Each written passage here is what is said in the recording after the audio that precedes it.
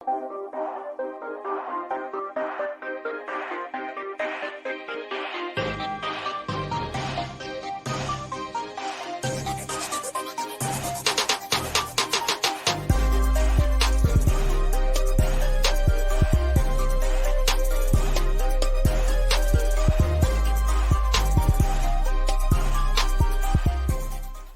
base is dropped on a new edition of Soccer Down here. It's a Wednesday. We got lots of things to get into from Champions League yesterday, an epic comeback that then went kaput. We'll talk about that. A big surprise in Germany, a kind of surprising CONCACAF. Some surprises in the Libertadores and Sudamericana. We got games today, maybe more surprises. I don't know. Dylan Butler's going to talk to us about Seattle and New York City tonight. Second leg of the CONCACAF Champions League semifinal. We're going to talk MLS as well. Dylan will join us at 9:30. Mike Conti will join us at 10 o'clock. And we have some updated information for you in the segment with Mike. I'm excited about that. We'll talk about it at 10 o'clock, and we'll take some questions and such as well. But I would like to take the first 23 minutes to celebrate the pass from Luka Modric yesterday because, oh my goodness, what a pass. Like, good grief. Like, we could spend days and weeks and months celebrating the absurdity of that moment, hitting that ball with the outside of his right foot, needing a goal, and then the finish straight out of the air. Luka Modric is not human. No. He's 36. He's older than Wayne Rooney. Wayne Rooney's doing a great job coaching. Luka Modric is running like a lunatic maniac, hitting outside of the footballs on a dime to equalize late in games. He didn't stop running in extra time. Luka Modric is incredible. Incredible. And what a game. Chelsea comes all the way back. They get to 3-0. Then they get a goal called back. Then Timo Werner, of all people, gets them to 3-0. They're in the lead. And then Luka does Luka things. And Madrid then goes into the extra time with the momentum. And who else but Karim Benzema is the guy who gets the goal and gets it done. One of the all-time classics in the UEFA Champions League. And that pass from Luka Modric, good grief. Good grief, what a pass. Talk Sport yesterday afternoon. For those Talk Sport probably didn't understand what the pass was. No, but what they did is they put it into GIF form. Yeah, they had somebody else probably do that. Yeah, it's like, hey, you young kid, do this. He didn't just kick it long. What? Yeah. So they probably brought in some 20-something intern who knew how to turn. No, it's somebody from outside the country. It's not about the age. It's somebody who would understand the insane ability of that pass. And it's a GIF from behind as Real Madrid is going away from the screen.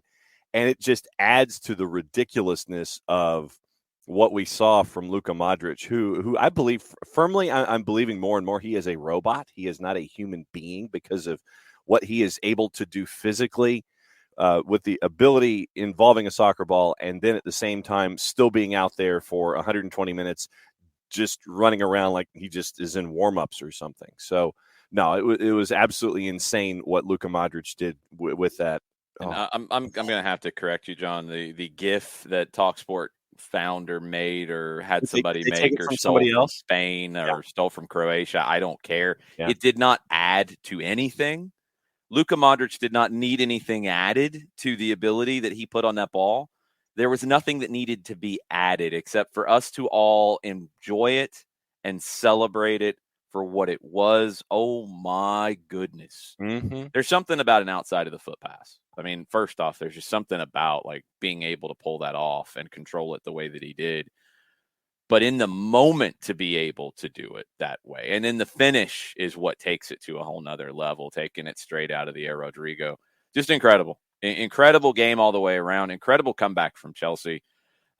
Agonizing way to go out. You get the goal from Mason Mount. You get the goal from Rudiger. You're then level 3-3 on aggregate. You get a goal from Marcos Alonso that was correctly wiped away due to handball. I know you don't like it, but it is the way the law is written. I don't like it either. Read you from the laws of the game. After the ball has touched their or a teammate's hand/arm, even if accidental, immediately the goal is scored, then it's a handball. It's a handball offense. It accidentally touches his hand. That's on the attacker. It doesn't accidentally touch a defender's hand and it's automatically called. That's where the way this has been rewritten over these last few years is incredibly stupid, and they need to figure that out. If I am judging, should that be called? Should that not be called? I would say in a, theoretical sense, it should not be called. There's no intent to handle that. There's no intent to try to gain advantage from it. People trying to argue he used his hand to control it. He didn't have the time to. His hand is there. It hits it. But the way the law is written, it's a handball, and there's no wiggle room. The referee has no way to get out of that. That's not good. That needs to be fixed. Didn't matter for Chelsea ultimately because they go and get another one. I mean, it would have mattered because it would have been one more, but the laws are the laws. You get the next one from Timo Werner in 75th or so, and then the ball from Modric, the volley from Rodrigo, that gets you to extra time. Benzema heads home in the 96th. Madrid holds on. Chelsea had opportunities to win it. They had multiple ones. Ziyech, Havertz, Jorginho all had opportunities, and they weren't able to pull it off. And it is an incredible comeback by Chelsea. Ton of character from them. And they're undone by Luka Modric and Karim Benzema, 36 and 34 years old, that just have ice in their veins and incredible quality in their boots. Just unbelievable to see this game and see this go down the way that it did. And, full credit to Rodrigo coming in as a sub a couple minutes beforehand and, instantly integrating yourself and having the confidence to do something like that in a moment. But no, Luka Modric, Karim Benzema, absolutely insane. And you run out of superlatives at points. The more and more you see something and the more and more you realize what they are to the game currently.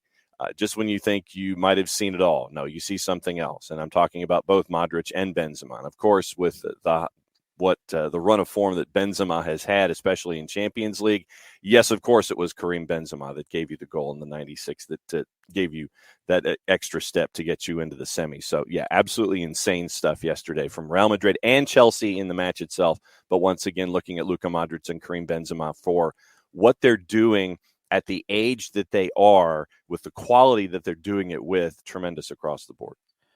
Yes. And then Villarreal went and did something very incredible as well. They went to Bayern Munich. They are going to the Champions League semifinals for the first time in 16 years. John, can you just for the record, please apologize for your Unai Emery slander, please, right now. And we can't ever hear of it again. And I don't want any buts, or I don't want you to try to not take a stand or any of this. I need you to apologize to Senor Emery right now. Villarreal has done tremendous. No, John. I'm building a case here. There's no building. Just say apology. Just say your apologies first. Fine, apologize. Show that man some respect. I'm apologizing. Wow. And so here's I did some looking up of some. Wow. Things. I did some looking up of some things. That's dangerous, but let's hear it. All right. So Unai Emery, in his time at Arsenal, from July 1st, 2018 to November. Wait a minute. This feels like a backhanded apology. No, not at all. You're trying to find something to justify why you've slandered him mercilessly for years. No. Okay. I don't think that's the case here. All right, let's see. So 43, 15, and 20, averaging 1.85 points per match. Mm-hmm. And the value. You said he was a bum for that too, by the way. So when you have Arsenal with players like Aubameyang, Ozil, Lacazette, Torreira, Xhaka, Guendouzi, and Mustafi, and you have a market value of just under $725 million with this group. Mm-hmm. Unai Emery getting what he got out of that group at Arsenal. Mm-hmm. Then he goes 1.85 points per game. Right. Okay. It's slightly less now at Villarreal because he's also played 20. He's also managed 20 more matches, and so you get into numbers and things like that. It's like 1.77 now, right now at Villarreal. Yeah, all right. Current value of the squad at Villarreal, just under $421 million. And once again, that 725 is in numbers a couple of years ago. The 421 is modern day numbers. When you have players like he has currently on this roster, there were a couple of cases. You brought in Foyth on a transfer, I want to say like $13 million. You bring in Capu, who's at 33, and he's $2 million. Giovanni Lo Celso, you bring him in on loan from Spurs. Danjuma, you bring him in on a transfer from Bournemouth at the value of, where was it? I think it was 26 million on a fee from Bournemouth, one of the more expensive fees that was brought in with this particular roster. Chukwueze is an academy guy who has been brought up through the system, and they saw consistently to bring guys through. Right. Absolutely. Villarreal does a great job developing talent. Well, right. where are we getting here? My thought on Unai Emery is that in a situation like Villarreal, where you can bring in players that you see that have value or that come in through the academy system, I think that Unai Emery can have those individuals mold to what he wants them to do. And the evidence we're seeing is right here in front of us with them getting to a semifinal. I think that when you're in a situation like Arsenal, where you have all of this high-priced talent, and we've seen consistently over the last couple of years the high-priced talent at Arsenal sitting there and complaining about a lack of playing time or starting or, contracts or whatever. I just think that Unai Emery is in an incredibly better situation at Villarreal than he was at Arsenal, and he's able to do what he wants more at Villarreal than he was able to do at Arsenal, and you're seeing the success that's there. So this is my empirical evidence in a financial sense plus philosophy to back up my apology for Unai Emery when it comes to what he's doing at Villarreal. That was a long-winded way to try to justify why you felt about him the way before, is where I think you were going with that. And then it kind of tried to get twisted around the other way. He's a great manager. And is he in that top-tier class where if you hire him, you expect to win every trophy you can possibly win? No, I think he's probably right underneath that. But he was a far better manager than he got credit for at Arsenal. And we had those conversations back before, and I don't think Arsenal's issues were on him. I think he took the fall and took the blame, but I don't think it was his fault. And I think what he's done with Villarreal to get through Bayern here, nobody saw it coming. Nobody outside of a yellow shirt probably saw it coming. And Chukwueze, great young talent. He gets the late winner. They got the win in Spain. You go back to Bayern. Everybody's like, "Yep, no problem." I was absolutely like, "Yep, it'll be Bayern, no worries." Lewandowski, 52nd minute goal. Just incredible for Villarreal though to get through this with their budget, with where they are as a club. They're going to face the winner of Liverpool and Benfica. Should be Liverpool. Fascinating series there. Fascinating between them.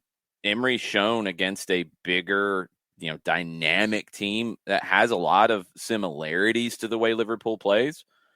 He was able to really lock them up and make it difficult for them to do what they wanted to do. Can he do it against a better team in Liverpool?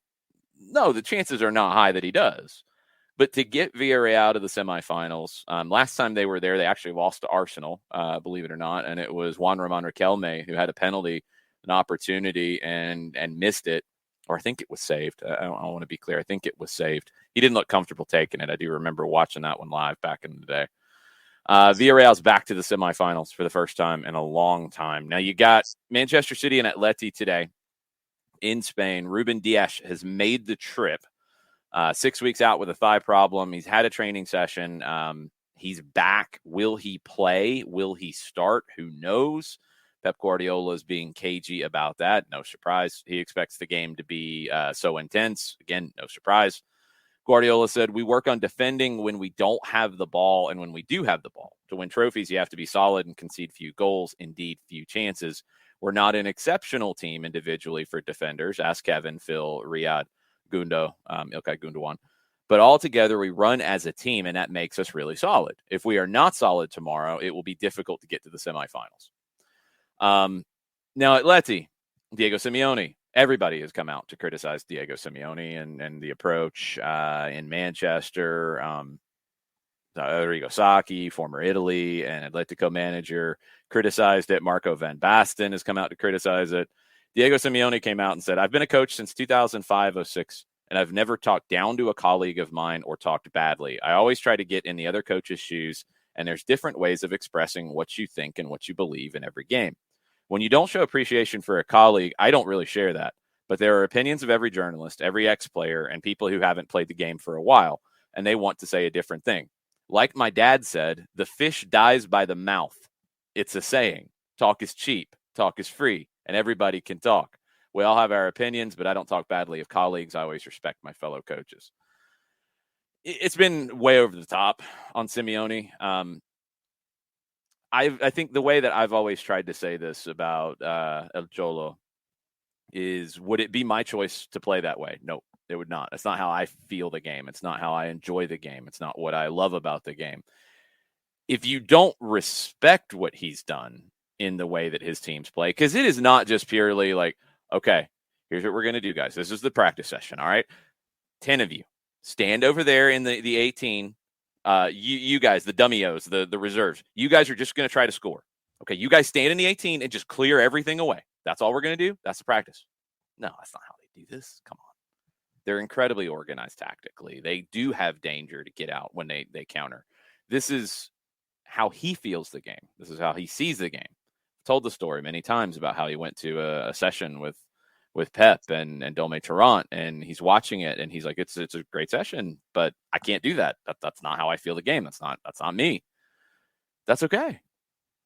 That's okay. We can talk about what we like and what we don't like, and could they have attacked more in Manchester? Well, yeah, and they could have been opened up and they could have given up more goals. They got a good result. They've got a chance to win this in advance. They are the underdogs. We can talk about what we like and don't like, but we have to change it. And this comes up a lot, and it's starting to come up more and more, I think, as we all have deeper opinions about the game. I always try to make it clear, Philadelphia, I don't like how Philadelphia plays. Again, it wouldn't be my choice. You have to respect what Jim Curtin's done and the results he gets.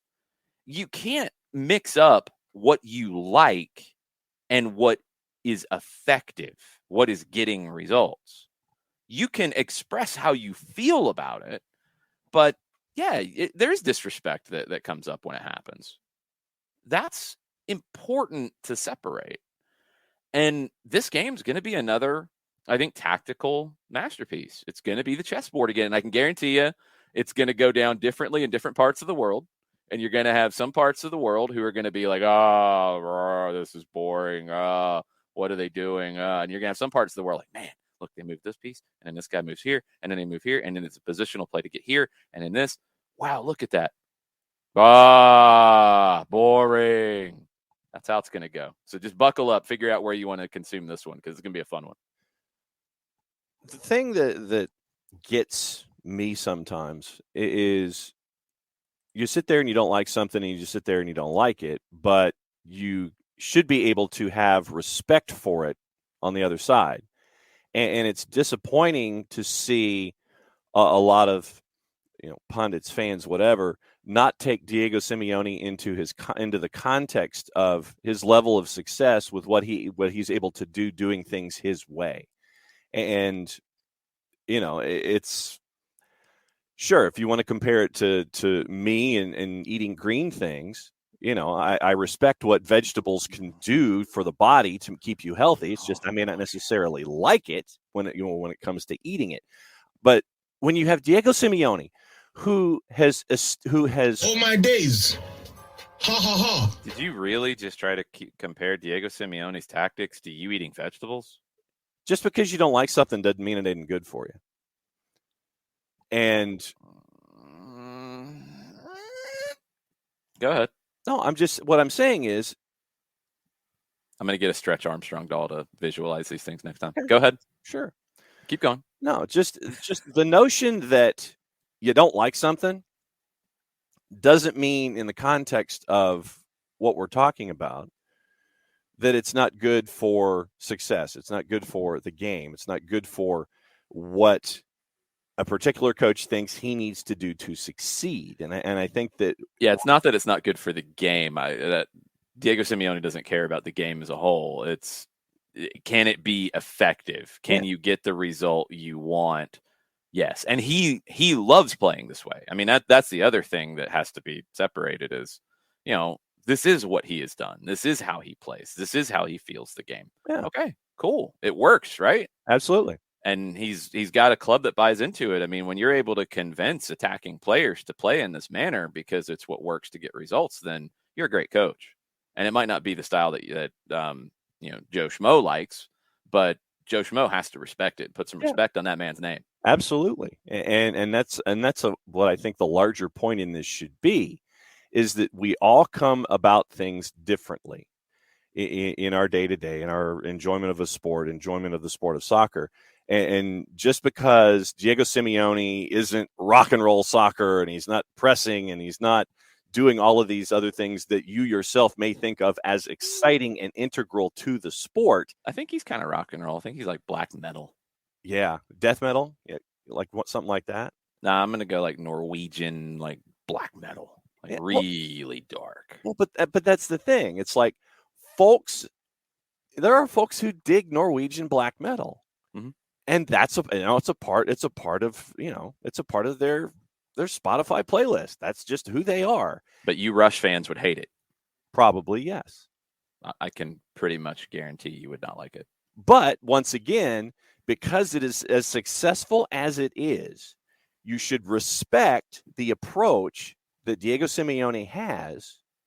I mean, how many times have we seen Diego Simeone making deep runs into European tournaments because of his way? He's done it plenty of times. He's won La Liga titles. He has done these things. Agree, Jason Hicks. Like people on Twitter saying Simeone should be charged with crimes for his tactics. Look, I'm gonna love like attacking soccer as much as anybody. You guys know that by now if you've listened to this show. I just yelled about Luka Modric's outside the foot pass for 10 minutes. I love guys who will take people on the dribble. I love like teams that attack. I love those games. But you have to respect Diego Simeone for getting what he's gotten out of this club. Mm-hmm. You have to. You have to. And if you don't, then you're letting your personal taste get into it. And we've had this conversation with John and some of his personal taste before. Mm-hmm. Trying to get him to sample new things, maybe one day. But you have to respect it because ultimately Diego Simeone is not putting on a show for you or for Jim down the street or for Juan or anybody else out there watching. He's trying to get his team through, and this is what he believes in. We've gone on a serious journey analogy-wise in Phoenix. That's absolutely true. This is what he believes in. This is the game he believes in, and it is effective. When it's not effective, he won't be there anymore. He keeps getting it done, and he can absolutely get it done today, and they can advance. If they advance, I'm not shocked. I think City's the better team. I think City is the more complete team. I think they will find a way, but it's not going to be easy. They're going to suffer in this one, and I think it's going to take a lot out of them. And when you look ahead for both of these teams with Liverpool and Manchester City meeting on the weekend in the FA Cup, I think the games today are going to have an effect on that. I think what you're going to see is Liverpool walk through a game a little bit easier. They're comfortable. They're going back home. I can't see Benfica putting up enough of a fight.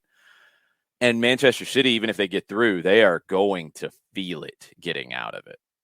They are going to feel this one. And I think they're going to be weakened on the weekend because of it. Byrne says there's definitely a return to ultra defensive tactics, and he mentions ATLUTD and Villarreal as a reaction to the disparity in revenue / super teams like Manchester City, Liverpool. He says not liking it. I don't know if I'd go across the board to say it's a trend yet. I mean, Diego Simeone was doing this before it was cool, so he's always ahead of it. I mean, Emery has been maybe a little more defensive than I would think he would be, but it is all about the game and how you would play it. Will, you were correct. So I think that's where it stands right now is these matchups have lent themselves to this, Burn. when we talk about disparity between teams and leagues, I mean, it's a common move. I don't think it's a return. I think it's always been there for teams with lesser resources to be more defensive against teams that have more resources and more attack-minded players. I'd say Simeone's different because he's always been that, and he could be more attack-minded than he is with the resources that he has. Not Manchester City level resources, but they are not deficient in the attack. But this is how he feels the game. This is how it is. Kevin, I mean, what you're getting to gets to a much bigger question. He says, I don't mind it because I despise super teams. I hate it across sports. But in this one specifically, maybe more so than any other, when you're able to go and buy the best talent, you incredibly increase the likelihood of winning. Because in most leagues, now look, Champions League is a playoff format. It's a tournament. MLS, yeah, you have some disparity, but you have parity, but you have playoffs. Mexico, you have playoffs. Some leagues, you have playoffs. In a lot of leagues in Europe, you don't have playoffs. So if you have more money, you're far more likely to win. And you have to find a way around it. So it's not like a super team like others. You have to find those responses to it. And it can get really weird sometimes. I think these situations are a little different, especially with Simeone, because I think if you gave him lottery tickets and he won with them, he'd still play in this way. I think this is how he believes the game should be played, and this is what he teaches, and he gets the buy-in. And that shows you, I think, that it works for what he has. Will it work today? I'm going to go with no. I'm going to go with like a 1-1 draw in this. I think it's going to be a fight that's going to go down to the wire, but I think City will get one out of it. And I don't know if ATLUTD will open up enough to get more. If they open up more, I think City could open the game up more. And that's the push-pull here, is if ATLUTD keeps it tight, I think they'll reduce City's chances of pulling away, but they'll reduce their own chances of getting goals unless they get them on the counter. I think City is good enough with that work rate to deal with those counterattack opportunities. But we'll see. Both of those games start at 3 o'clock. We'll see if we get the fireworks that we did yesterday.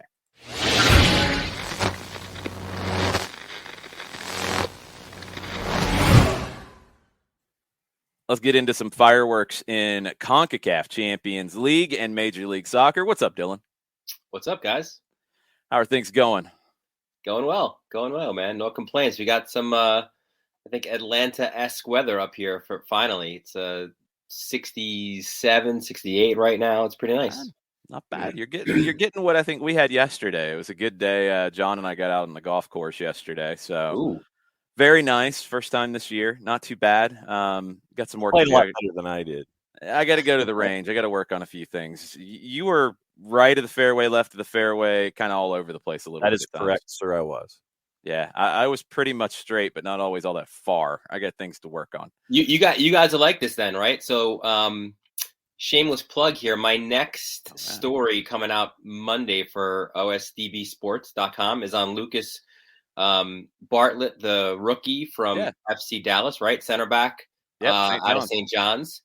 The twist to the story is he and some buddies, when they were at Drake, wanted to, they're golfers too, not scratch golfers at all, right? They just like to go out and have fun, right, with the boys, and started up an apparel brand. Yeah, a golf apparel. Bogue is what it's called. So like short for bogey, right? Yeah. And the slogan, which I think is brilliant, is living life above par. Nice. I like it. Okay. Right. So I'll have more on that. But I'm going to check this out. Okay. Golf enthusiasts like yourselves, I think would enjoy that. Well, I got a follow-up for you. Whenever you get a chance to come down here, I hear that Tyler Wolff might be the best golfer in Major League Soccer.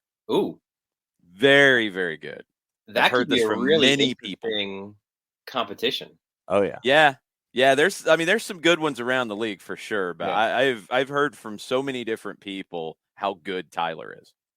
Considering how short the window is in the off season, I don't know exactly where we could have this tournament, this MLS invitational or whatever you want to call it, but that would be fun. Yeah, we might need to do this down in Orlando or something. Yeah, it would have to be, I think, Central Florida or somewhere like that. Yeah. Okay, we'll have to work on this. Maybe we can create a sponsorship out of it. We'll come up with this. This will be good.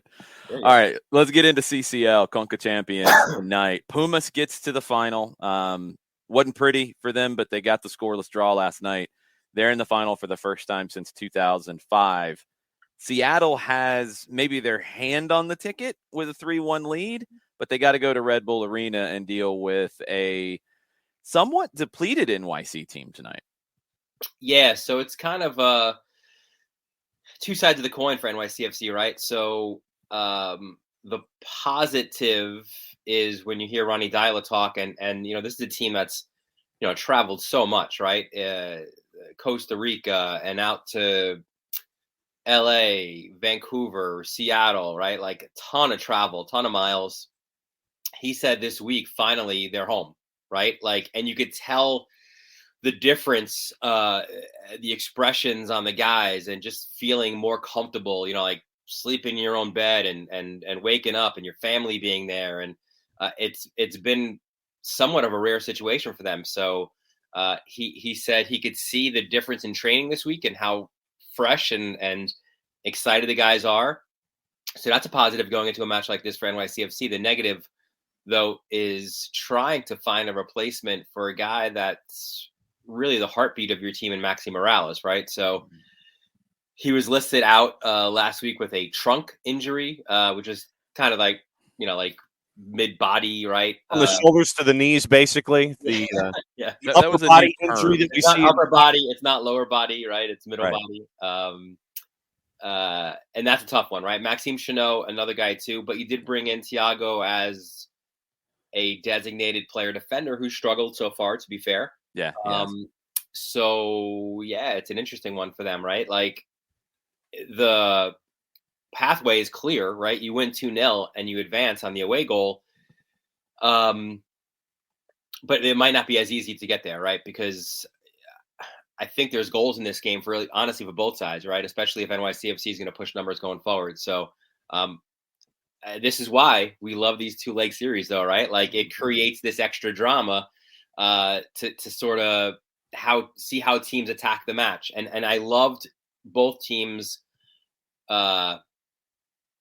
way that they did that in the first match, right? Like just let's go, let's play. And it was so entertaining. It was probably the best version of the Sounders that I've seen, certainly in recent years.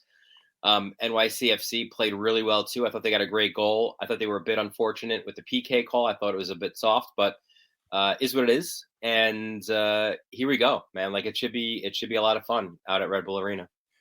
When you look at Seattle, Dylan, I mean, it's just a team that this has been their focus early on. I know that folks are looking at the standings in the Western Conference and pointing at it with shock face, like Seattle, but we'll sit there and look at Seattle, and then they'll start zombie Sounders, and then they come up with their big rush at the end, and they'll always make the playoffs and have a high seed. When you look at what Seattle has done specifically in Champions League this year, I mean, it has been a team that has had a singular focus of getting to that last game in the tournament and winning the last game in the tournament. No doubt, right? And that was hammered home even by Garth Lagaway in the preseason, where a lot of the business that Seattle usually do is the secondary window, right? Like they kind of assess how they are in the first half of the season. And look, we've joked about like how slow starting they've been, right? And they get the business done in the second half. Like you even go back years, right? Like Clint Dempsey was a second half of the season signing. But Garth Lagaway said, because of this Champions League run, that because we're all in, we're putting our chips in here on the Champions League, we're getting our business done in the preseason in that first window to make sure we're whole and we're ready and we can attack it as best we can. So listen, they're all in, and NYCFC, you don't sell Tati. Granted, maybe they don't. The offers weren't maybe exactly where you want them to be, but there were offers, right? And you don't sell him because of this, because of wanting to make this Champions League run as well, right? So you love how both teams have prioritized it, and I've covered enough Champions League throughout the years to really happy to see. Like MLS teams were first to sort of prioritize it as an importance, and then Mexican teams not so much, right? Like we would see early rounds or group stage matches when there was a group stage where they would just throw out their second team and not really care too much because the Liga MX match on the weekend was more important. But I think we've seen as this tournament has grown that it's important, right? For both leagues, for both countries. So yeah, here we go, right? So you know the path, you know who's there waiting, and it's a matter of who's gonna reach there and who's gonna maybe give MLS that best opportunity to finally sort of break that duck, right? And finally get that Champions League win.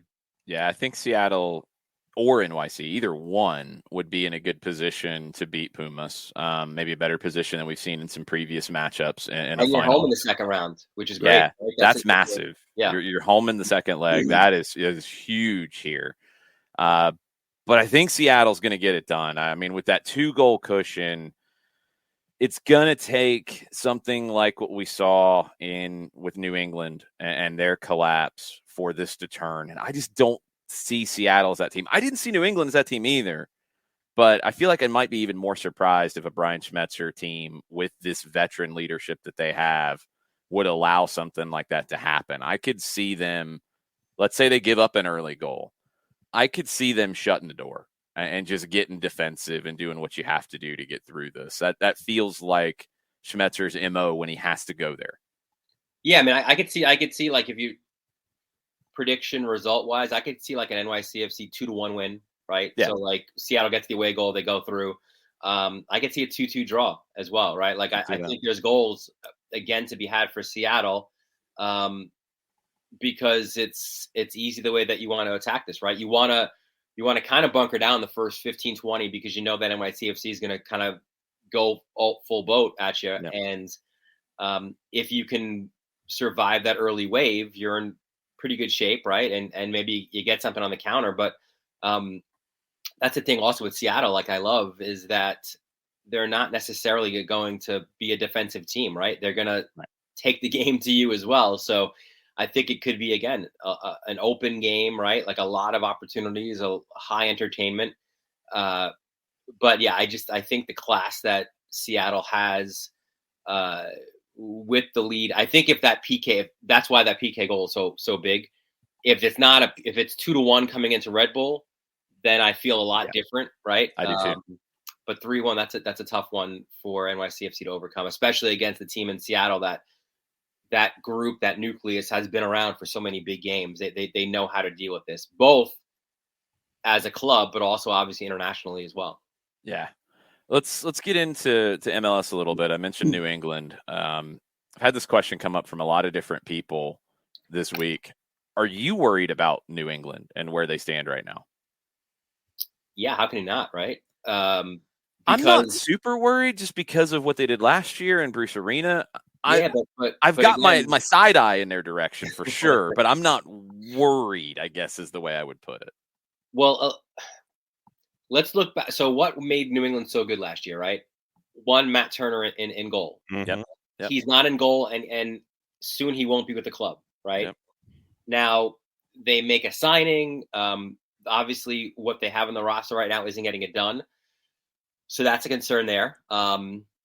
I think Tajon Buchanan, right, is a guy that you didn't replace on the roster with his attributes that he brings, right?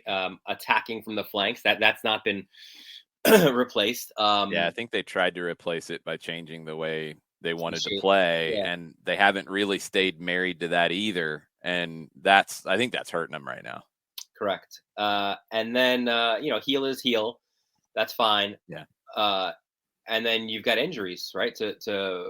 And red card suspension, Buxabo, and suddenly I didn't love their depth to begin with last year, to be fair, right? I think they were very good on their 11 or 13, let's say. But I think beyond that, I didn't think they were that good bench wise last year, and it's proving so this year as well, right? So I think a lot of I think Turner, let's be fair, man, like he bailed them out a lot last year, right? Like I can think back to the NYCFC match not the playoff game, but the regular season game where he saves a PK, I think on Tati. He puts it like he has like 6 or 7 saves. He makes 2 late. Like he was ridiculous, right?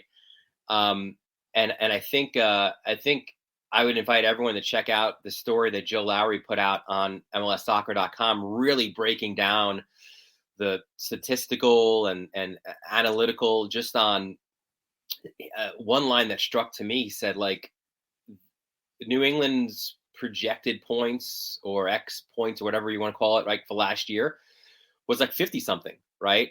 And they got 73, right? 70. I think it's 76. Whatever it was, right? Yeah. But it was well above that, and maybe a lot of that was Turner, right? So I think, yeah, listen, it's not like you're running around, freaking out necessarily, but I think there's definitely concerns there. Yeah, I keep coming back to, it felt like last year as they got later in the year, they shifted to this 4-4-2 diamond. And I'd love to hear from Bruce Arena what the mindset was going into that, because I thought where they were always their best was when you'd see Carlos Heel, off on a wing, but coming inside. So he was a little hard to deal with. You had those fullbacks getting forward. I think that's such a huge part of their game with DeJuan Jones and Brandon Bye. And going into the diamond, it's not working the same way. And, maybe the thought was you want to get Buxa and Bo on the field together in their best positions rather than Bo dropping in and playing as a 10 behind Buxa. Okay, they haven't been as good in that shape to me. Since they went to it last year, they didn't finish as strong. They haven't looked as good in it right now. They've got to figure out the best way to fit the team. And we get hung up on formations all the time, and I think sometimes it's overdoing it. In this case, I do think playing 2 up top to try to get 2 of their best players on the field is actually hurting them more than it's helping them. And they're going to have to figure that out sooner rather than later. Yeah, it's a fair shout. And what I forgot to mention as well is, injuries to center backs as well, right? Kessler being out, I thought he was very good. He was like pseudo close to like he did get called up, I think, as well for the national team, but he was kind of right in that bubble. Absolutely. And deserved it. And Farrell as well, right? Who's been a rock for you there too. So I think there's been a collective dip in form, but also injuries and even just guys not living up to what they should be doing, right? Bo and Buxa should be better.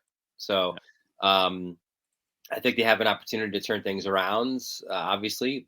But it's remarkable to think that Bruce Arena has never had a 4-game losing streak, right? In MLS in his history. So, and I was there when he was a Red Bulls coach, man. That wasn't a great team. So, well, it's definitely one of the more intriguing things to watch, sort of going forward.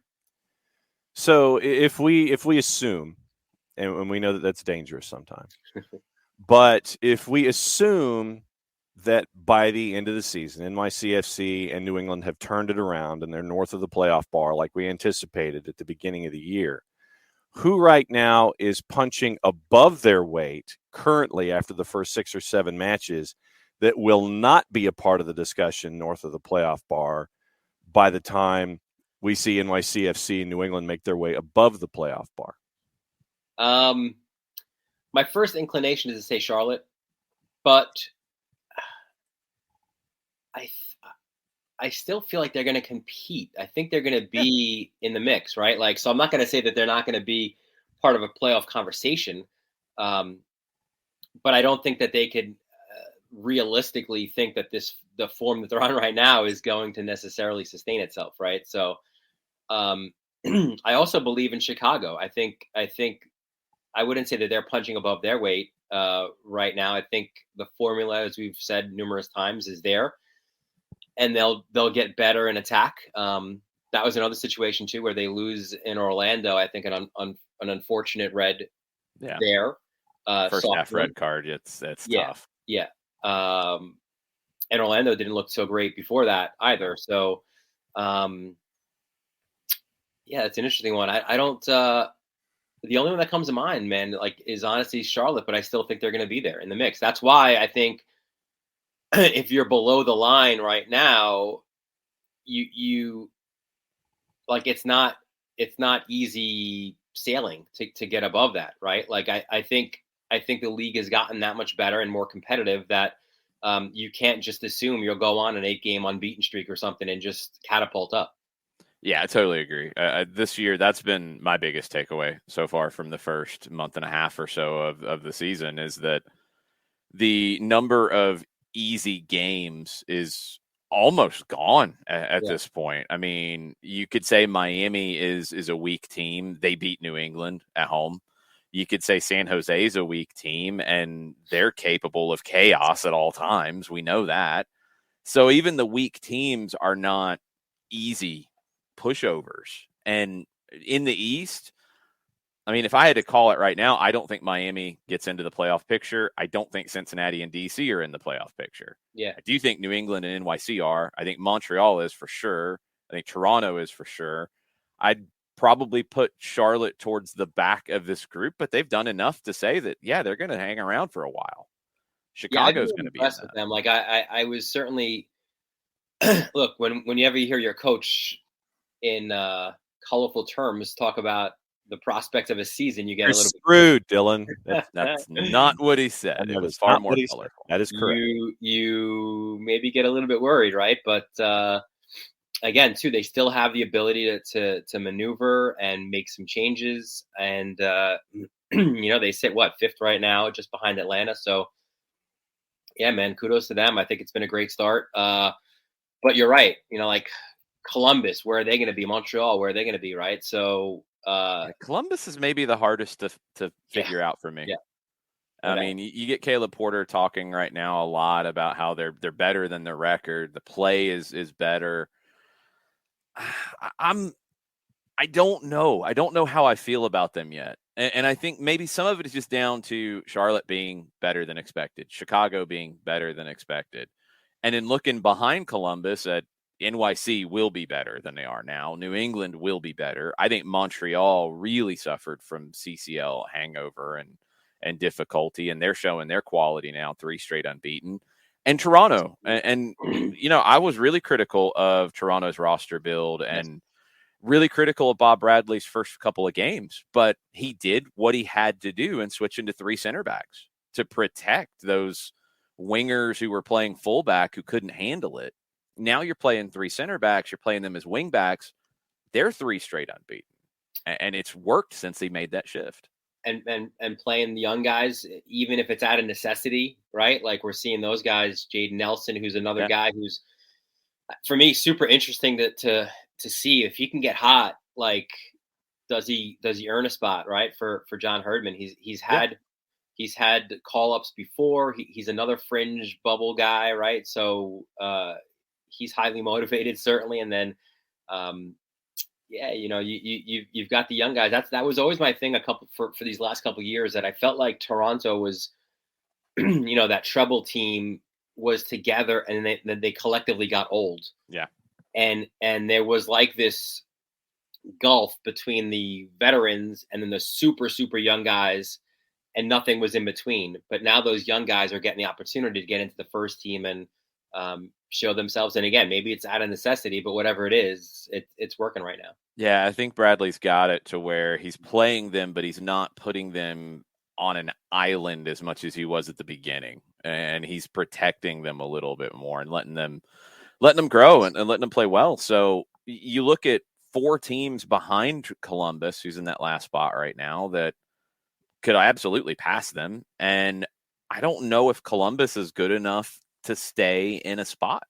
I'm just not convinced yet with the Crew. Maybe they get better. Maybe it all starts to come together, but they might be with Charlotte towards the back of this 11-team race. And you know what? If you're putting those teams up against each other, like, I would take a Zella Ryan, right? But I don't think I would necessarily. I think I would take a Charlotte striker above a Columbus striker right now, right? Yeah, I'd take Swiderski, no doubt. And I'd probably take Daniel Rios as well. Yeah. Getting Daniel Rios is one of the moves for Charlotte, and it wasn't a move that addressed what they need is wingers to play the 4-3-3 that Ramirez has generally played. They've got one coming in Josviak, and he's training and should be on the field this weekend. But going and getting Rios before the opener and playing the two up top, when they've played Rios and Swiderski together, they've won. And 4-4-2 is not where Ramirez has really ever been in his evolution as a coach, but it's what works for that group. And I felt like Rios was one of the more underrated guys around the league. You know, when anybody was looking for a forward, I was constantly like, go get Daniel Rios. Go get Daniel Rios. He is the guy in Nashville who is just the odd man out. He doesn't fit the way they want to play, but he's quality. And he's been killing it for them. I thought he was great against Atlanta on the weekend. Yeah, no. And looking at the standings as well, right? I think Red Bulls are, even off of that loss to Montreal, I think they're a team as well, right? That's going to be punching above and 100% or playing, I should say, for a playoff spot. I'm still, I feel like I'm never sold, but I'm not sold on Orlando. I'm not either. Right? Like, hey, they're getting great play out of Pato, and I wasn't sure if that would happen, but I still think they're susceptible defensively.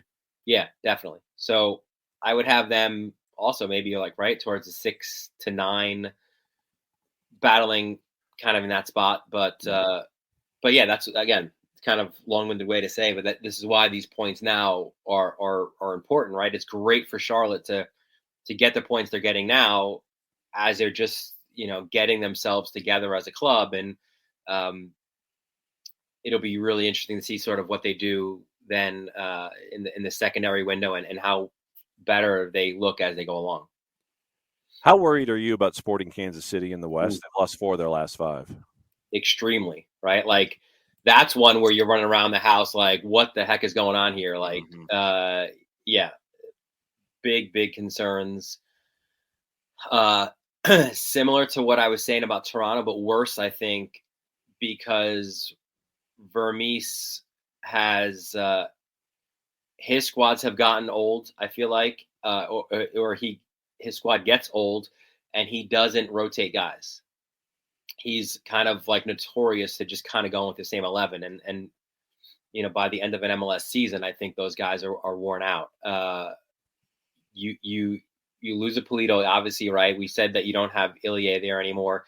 2 massive guys. You think maybe you have a replacement. Now they just mutually agreed, right, to terminate Maori's contract, which no surprise there. But I thought Lindsay would have been the guy. They let him go to Charlotte. They stay with Zuzi. Like, I'm not. I don't know, man. Like, and that's the thing too. It's Vermees' kingdom, right? So like, is he on the hot seat? I don't think so, right? Like, I could probably name 2 or 3 other coaches right now whose seats are hotter, but they need to change quickly, I think, because it's extremely concerned for them in the West. There's like, you can say other teams, like you look below the line and you could see, Colorado and Seattle, even Vancouver, Portland, right? Like, these are all teams below the line, but you can see the way to get out of that, right? Like, I don't know if you see that for Sporting Kansas City right now. I don't.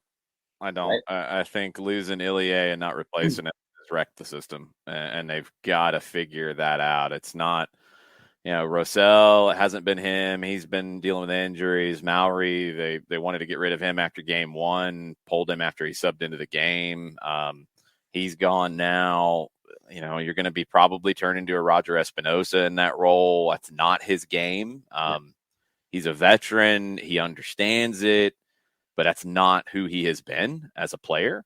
Can he do it at least for a short period of time?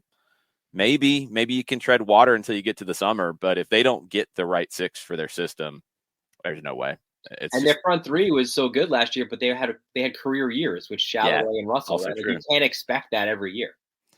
No, a little bit of regression to the mean there for those guys. So, Question real quick for you, Dylan, before we jump away. Do you think Atlanta's a playoff team? What do you think about Atlanta so far? Yeah, I do. I know. I know there's concerns in your neck of the woods. I'm sure with there's always concerns in our neck of the woods. It doesn't ever go away, no matter what happens. Yeah, look, the results haven't been there now, obviously, right? But I think there's enough quality on the roster just to it'll be figured out. It'll be fine. I think they are a playoff team, and we've mentioned maybe some of the teams who are there who maybe go below that line, but where they fall is who knows. But they're a team. I think they've got the quality to be like a 2 to 4 team, right? Maybe they end up in the 6 or 7 spot. I don't know, but I think they do end up in the postseason. Yeah, that's where I had them, was a 2 to 4, assuming you get everybody healthy and assuming you can do what you want to do, and they haven't been able to do that yet at all. No. At no point have you had that front four together for a training session, so they'll figure it out. I do think they're a playoff team, but I don't know where they fall right now. It's way too early to call on that one. You got to get these guys healthy.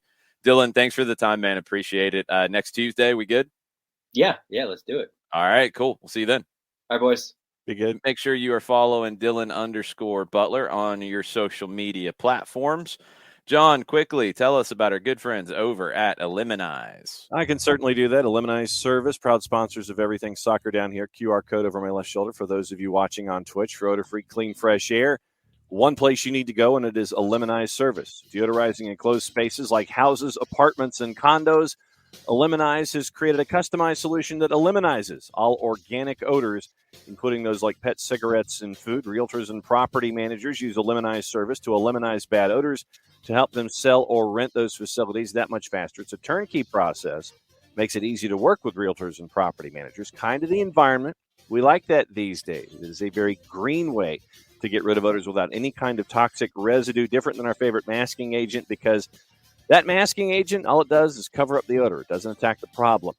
Proven scientific formula by our friends at Eliminize attacks problems down to the molecule. Pricing is easy, either by cubic feet or parts per million, to come up with a price that is affordable for you, offering results in 24 hours or less. If you have questions, frequently asked or otherwise, one place that you can go, it is the website, eliminize.com. But do us a favor, after the .com, go /Atlanta.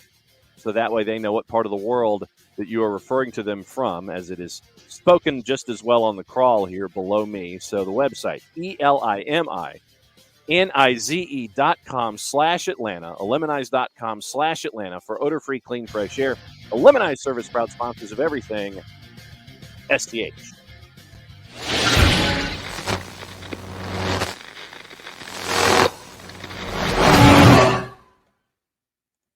Mike Conti joins the show right now. What's up, Mike? Hey, guys. Good morning. Good morning. How are you? I am good. How are you?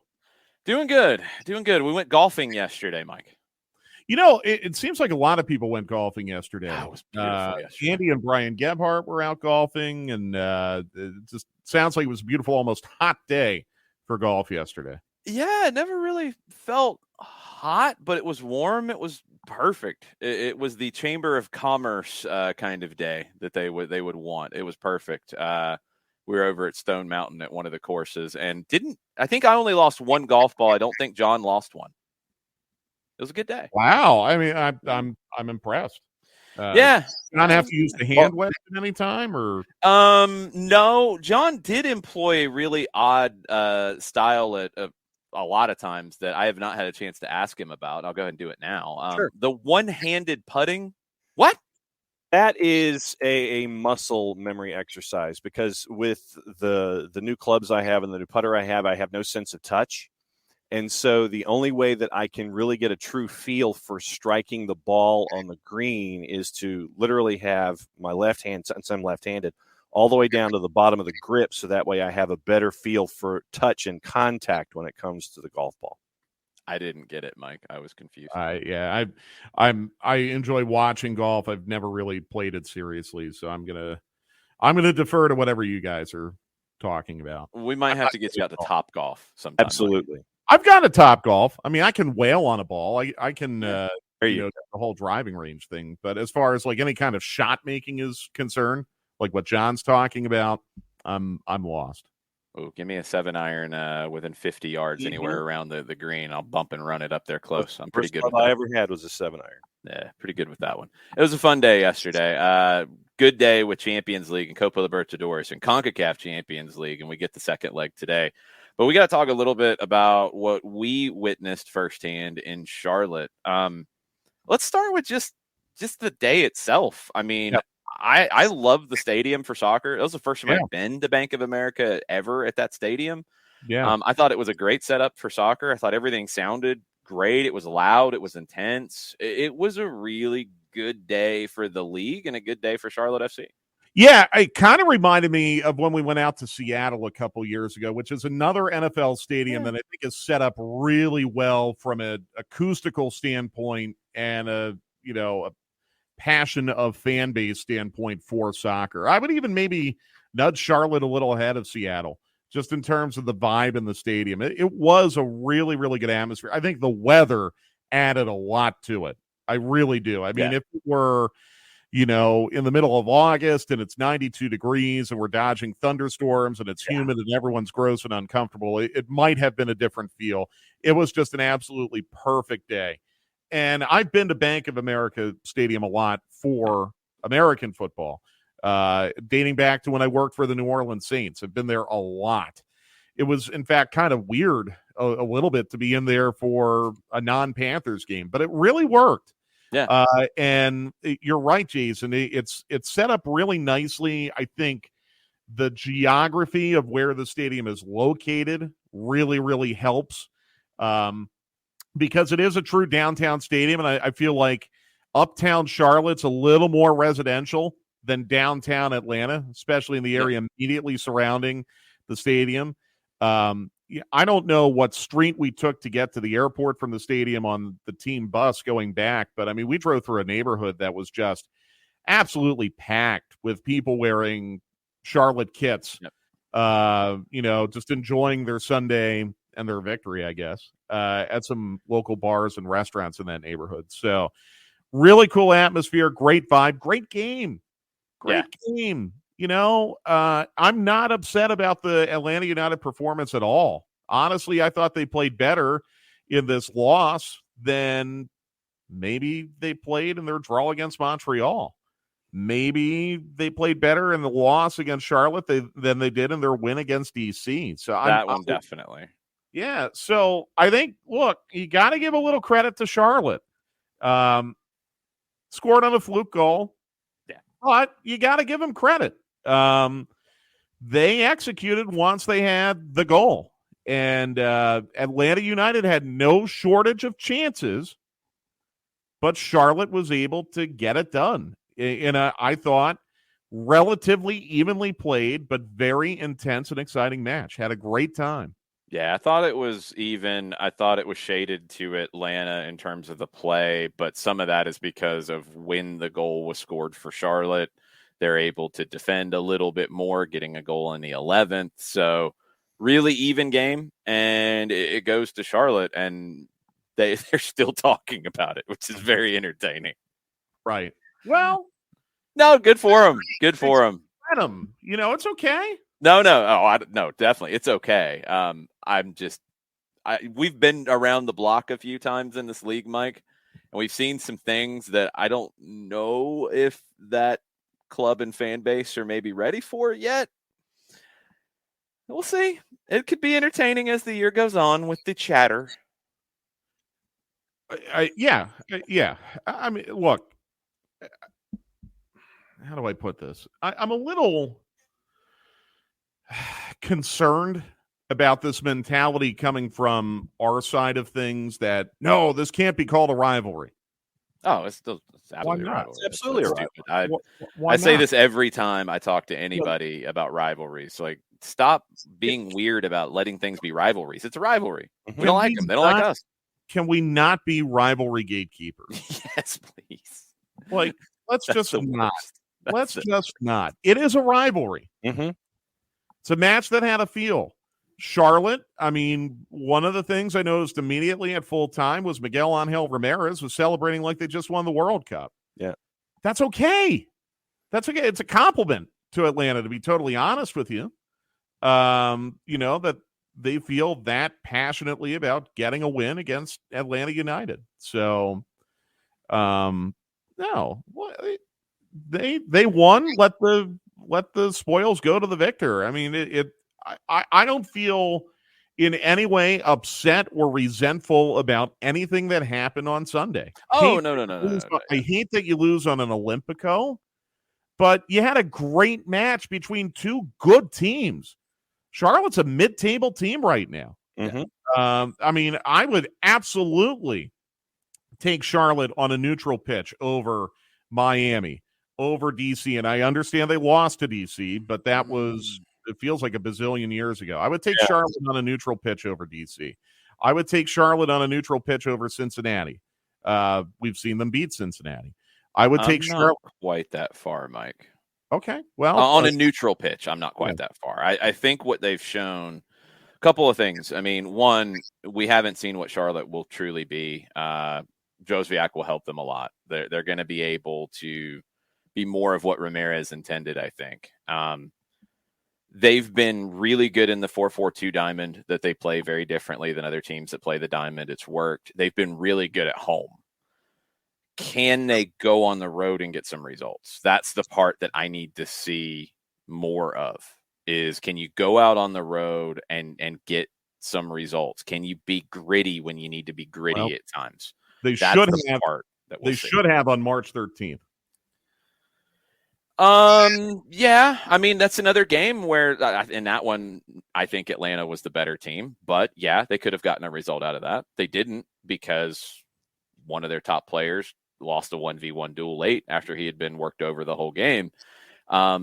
Should have isn't getting it is the problem. And that's where, if you want to get back to a difference between the two, is talk about grit and you talk about late game heroics. You talk about that. You're talking about Atlanta. Can Charlotte show that when they need to on the road? We're going to find out. It's way too early to say yes or no. Mm-hmm. I have some doubts about it, but I think at home, they're going to be a really difficult team to beat. I think teams are going to go in there and have problems. It's not an easy place to play, and that's a good thing for them. The next step for Ramirez is, one, get a little bit more of how they want to play and have more versatility in how they want to play, and two, get some big results on the road. That's what they're going to have to start showing if they go from being a not making the playoffs team to a competing for a playoff spot team. And they have the ability to do that, but you got to get those results on the road to show it. Yeah, no, I agree. But again, like, I think Charlotte deserves some credit. I mean, they 100%. They got a win over Atlanta United in fewer attempts than it took Orlando. Far fewer. Fewer attempts than it took Nashville. Fewer attempts than as many attempts as it took Minnesota. As many attempts as it took LAFC. Yeah, I mean, I'm not so much going on that to give them credit. I think the difference, honestly, when you talk about all of those, is Miguel Angel Ramirez is getting more out of less. Mm-hmm. The Minnesota game at that point is a little more fluky late in 17. That's Minnesota in 17 is not as good as Charlotte will be in 22 at all. I think Charlotte will be much more competitive. But I give a lot of the credit to their goalkeeper, or their goalkeeper one, and their manager. Ramirez has done an amazing job, just an absolutely amazing job with what he's had to work with to get the results that he has, and be as, I think, willing to go away from his comfort zone. You know, it's not easy to. I don't think he played 4-4-2 during his time at Independiente del Valle. I don't think it's something that he really had intended to do. But it's the best way for that group that he has right now to get results. And that's a credit to him to be able to do it. Let's see where it can continue to go. But it's a great start because they have a great manager, maybe one of the best in the league. I agree. He's done a phenomenal job, and he's got them believing. And that belief is probably one of the reasons why, I mean, arguably they've overachieved to this point. It's a great point, and that's one of those underrated things about a manager. Tactical genius is all of that is great, but you have to be able to convince your players of what you're doing and have them go out and work to execute it. Maybe they don't execute it perfectly, but the work is there from the convincing. Mm-hmm. We talked about that with Diego Simeone earlier with Atletico Madrid. He's convincing attacking players to defend like their lives depend on it. Ramirez is convincing these players that what he's doing is the right way. They're buying in and they're working their tails off for him. And that's a credit to him and his personality and his management style. Yeah, no, it really is. So I look forward to seeing what they do from this point forward. Mm-hmm. But my opinion of Atlanta United does not change based on anything that happened Sunday. I thought it was a good performance. I thought they were a little bit unlucky to not score. Looking back at the big chances that existed in that match, Opta only had one big chance the whole game, and it was Atlanta United. But I'm looking back at the Wiley header, the Dwyer shot in the first half. 23rd, yeah, in the 23rd minute. And honestly, I keep coming back to a play that really didn't get talked about a whole lot in the aftermath of the match, where Andrew Gutman was dribbling into the box with no one between him and the keeper, and Alan Chapman wouldn't play advantage and brought it back for a foul just outside the 18. Yep. That might have been it right there. I mean, if it was not the Wiley header, it was, possibly that. And that, I think, turned out to be a pretty big play in the match.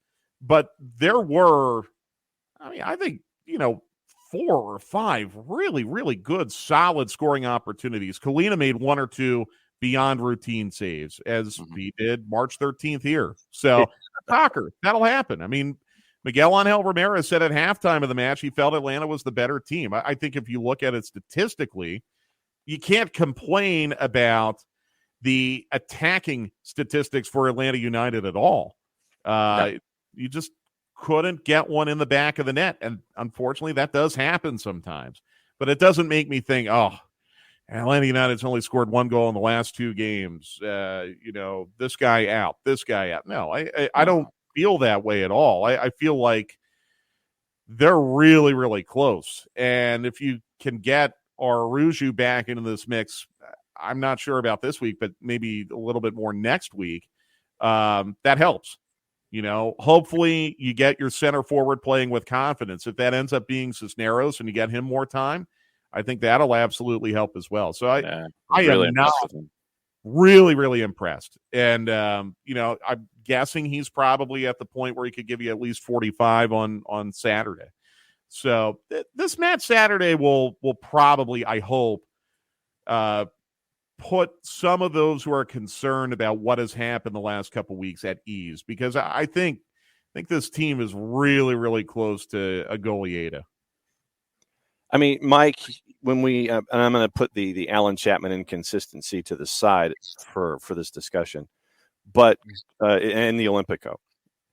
If you look at the match outside of the Olympico and outside of the inconsistency from Alan Chapman, goalless matches can go one of 2 ways.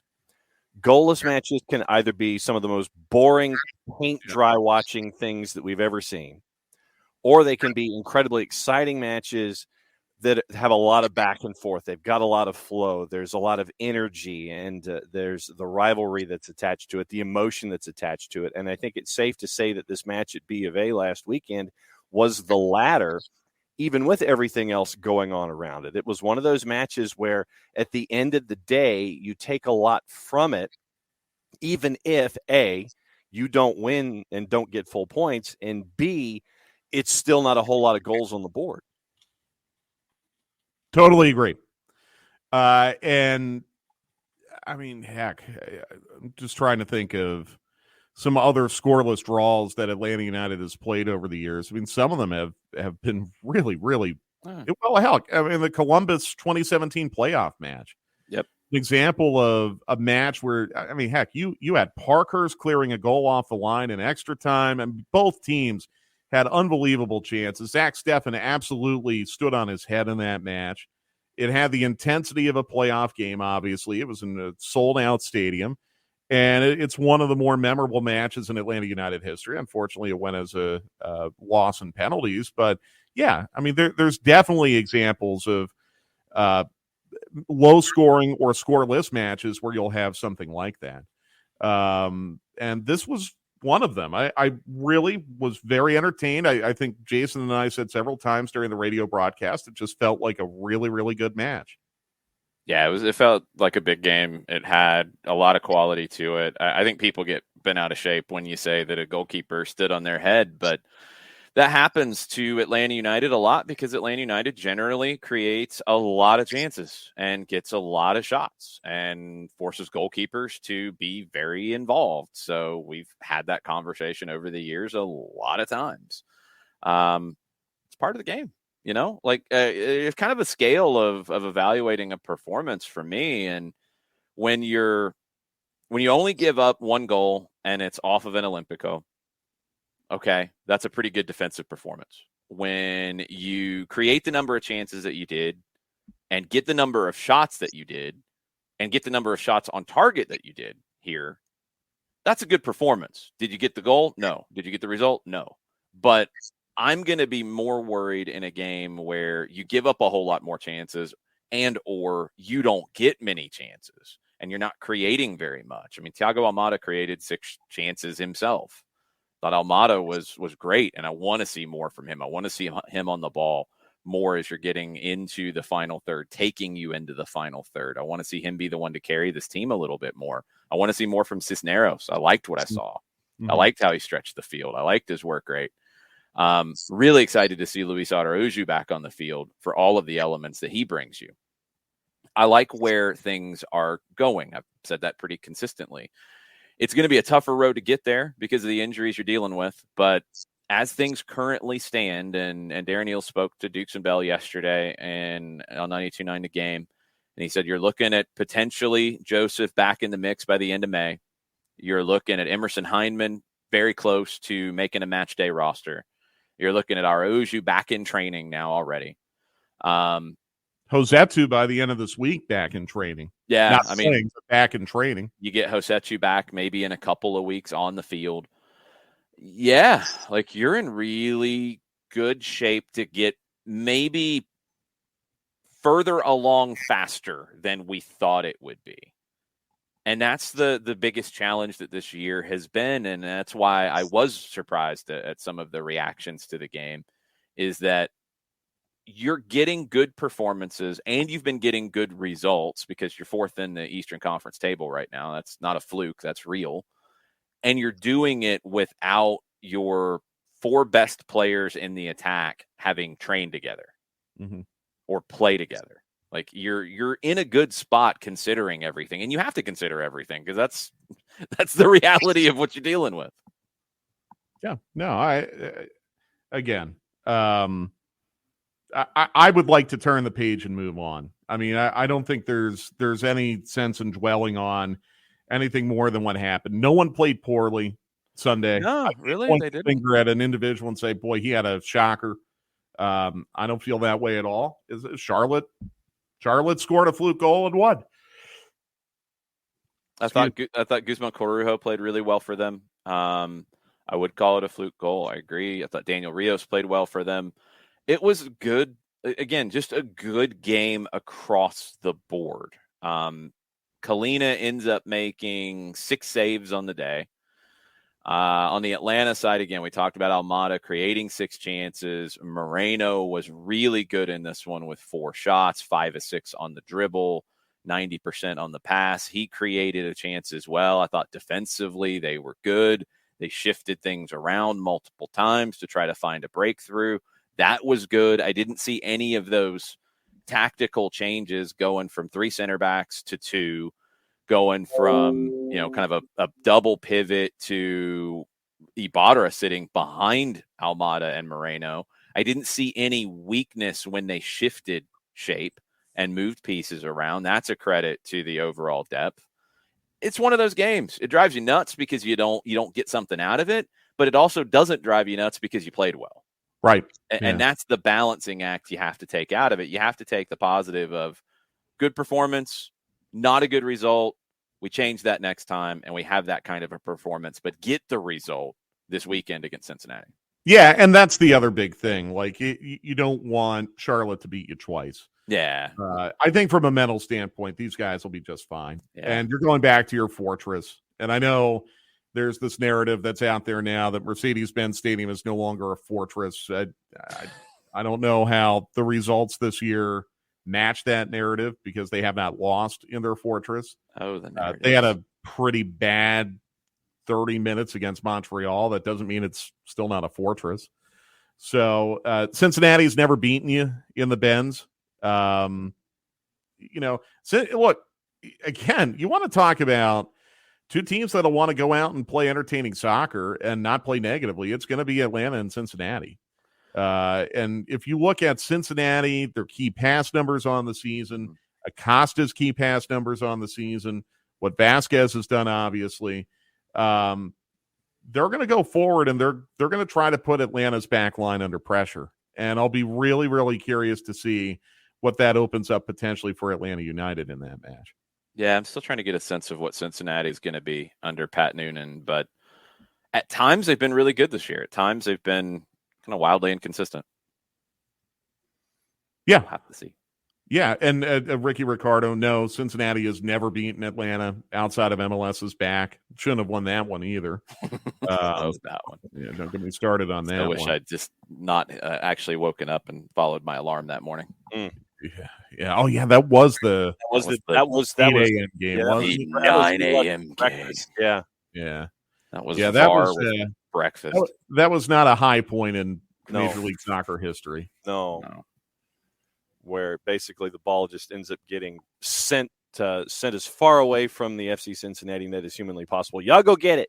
Yeah, I mean, you had a lot of bad stuff. You had a penalty ruled out by VAR for a really dubious reason. Again, you talk about kind of fluky goals scored by fluky goal scorers. Then I think like Jake Mulroney, you had a first half red card, and then you had another red card.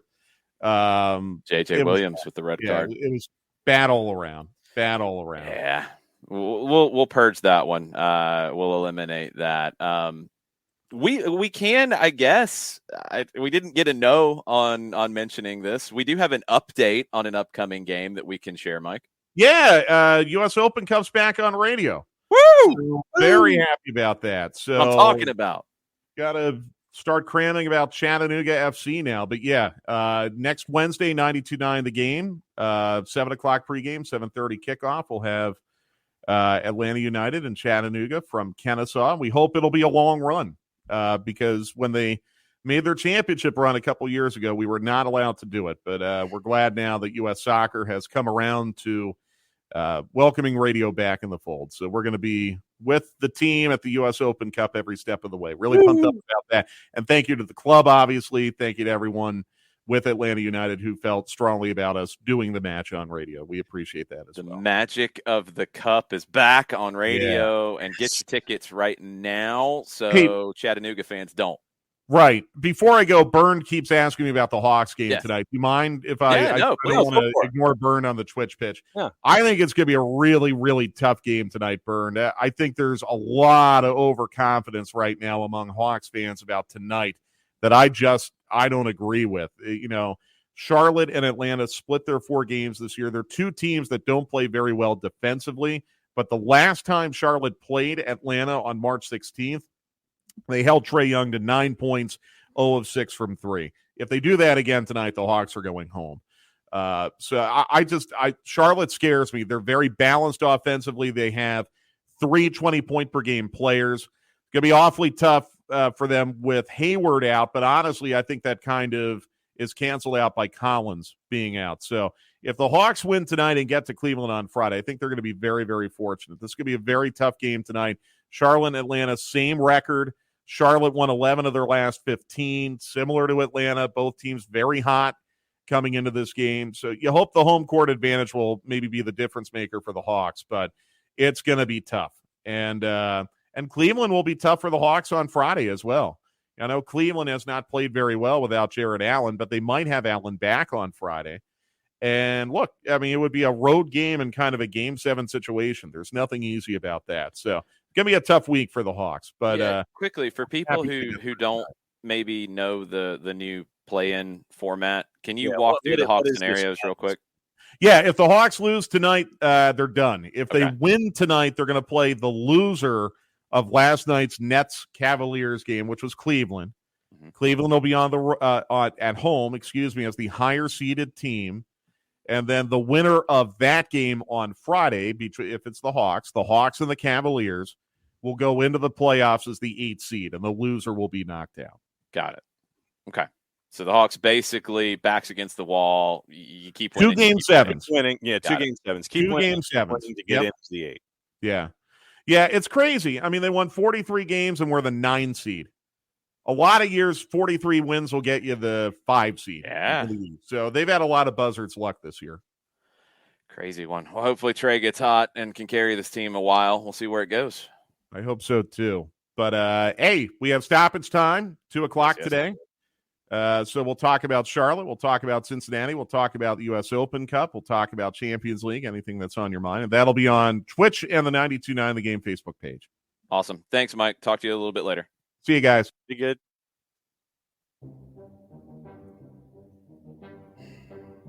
We haven't had this yet today. He was busy earlier. And there he is. Except you can't see him because that's what he does. What's up, Jared? In all his glory. No, it'd be glory if we could actually see you. It's not glory because you have a image. You have an avatar. You should be used to it by now. I'm used to it. I don't know. The last time I showed up, Mile High made that image that you see. So that's probably smart on Mile High's part. Good job. Hey, that's what I use on Twitter as an avatar now. So hey, we try to help you out, Jared. Mile High helps me out. I try to help you out from time to time. You try. I just don't take your advice. That's the difference. Generally how it goes. All right. Couple bits of news before we get into some questions and such. So we did not get into the MLS Team of the Weekend from SofaScore. Goalkeeper Christian Kalina with 6 saves against Atlanta United, 8.6 on the SofaScore rating. Not the highest rated player of the weekend, though. Dave Romney of Nashville, Michael Boxall, Keegan Rosenberry, all over 8 on the SofaScore ratings. That's your defenders. Midfielders Ryan Gauld, Jordi Alcivar, and Alexandre Pato, all 8.3s on the SofaScore rating. There were a lot of big ratings on SofaScore this week. I went with the very rarely seen 3-3-4 shape for the SofaScore Team of the Week because of what the forwards did this weekend. Jesus Ferreira, 8.4. Sebastian Ferreira, 8.4. Dallas and Houston representing. Jeremy Abobasi, 8.6. And the SofaScore Player of the Week was Leonardo Campana of Miami with a 9.0. Understandable.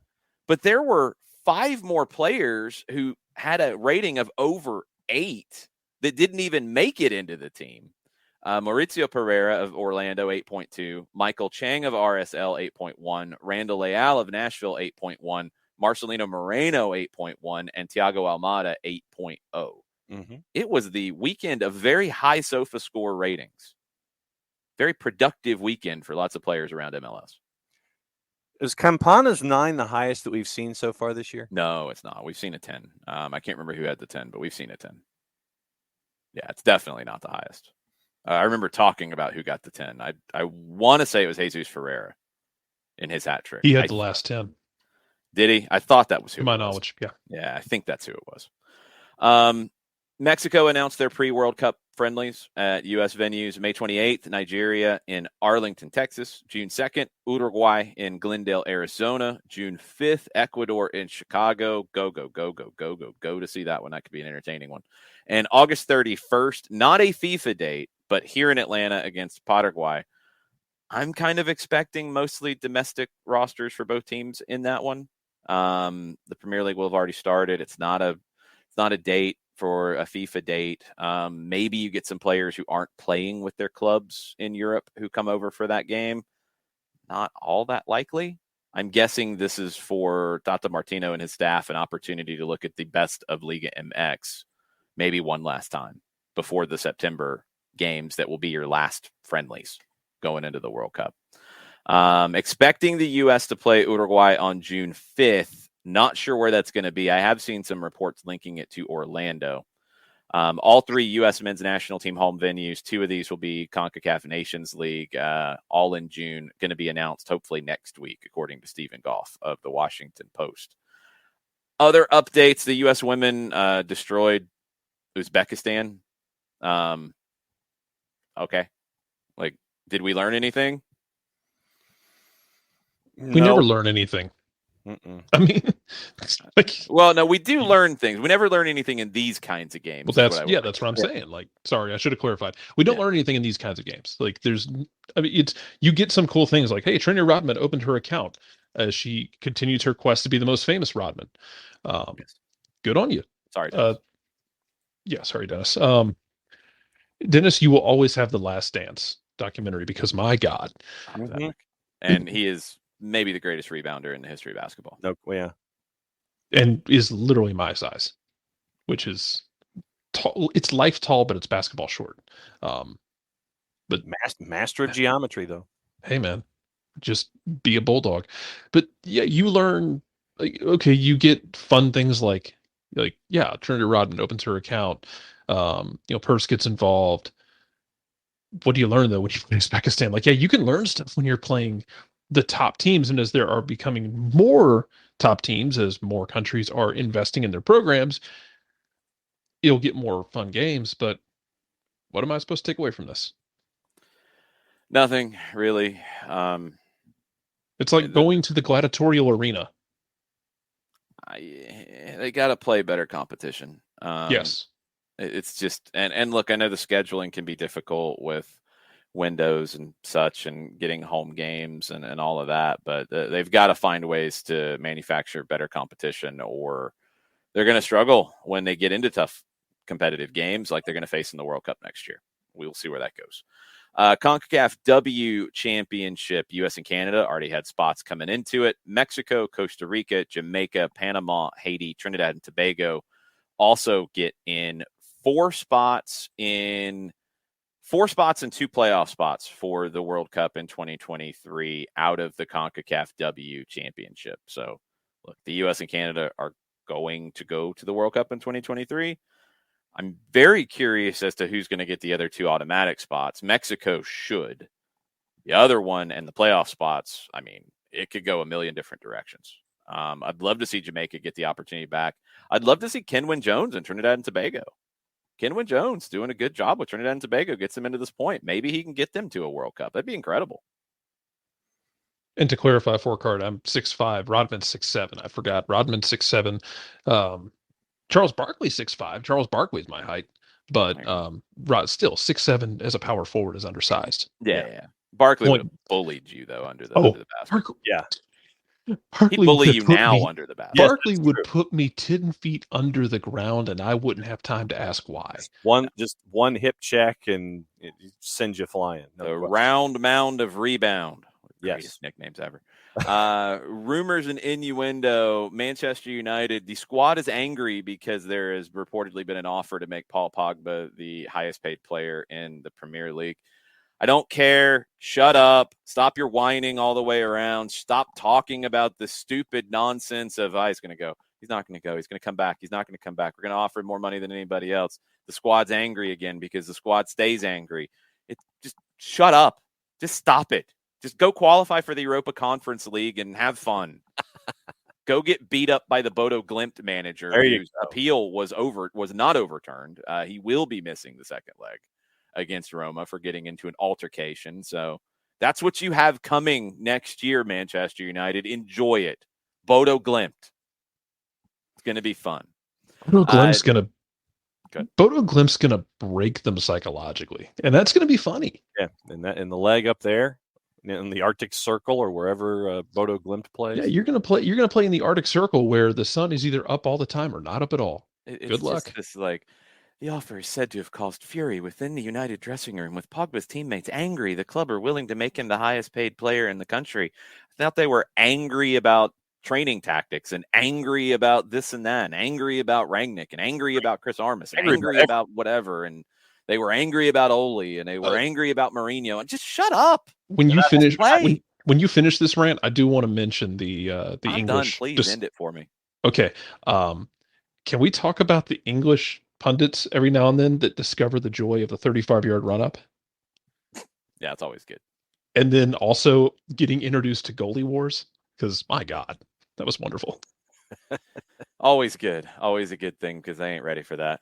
Napoli, not ready to let Victor Osimhen leave. They are trying to keep him. Manchester United and Arsenal are linked to him because Manchester United is linked to everybody. Just whatever player you want to talk about, they're linked to. Now they're linked to Enzo Fernandez, who we talked about with Manchester City. Enzo Fernandez is getting linked everywhere right now. The River Plate midfielder who won Copa Sudamericana with Defensa y Justicia. Manchester United reportedly they're interested and they have representatives watching the Libertadores match tonight.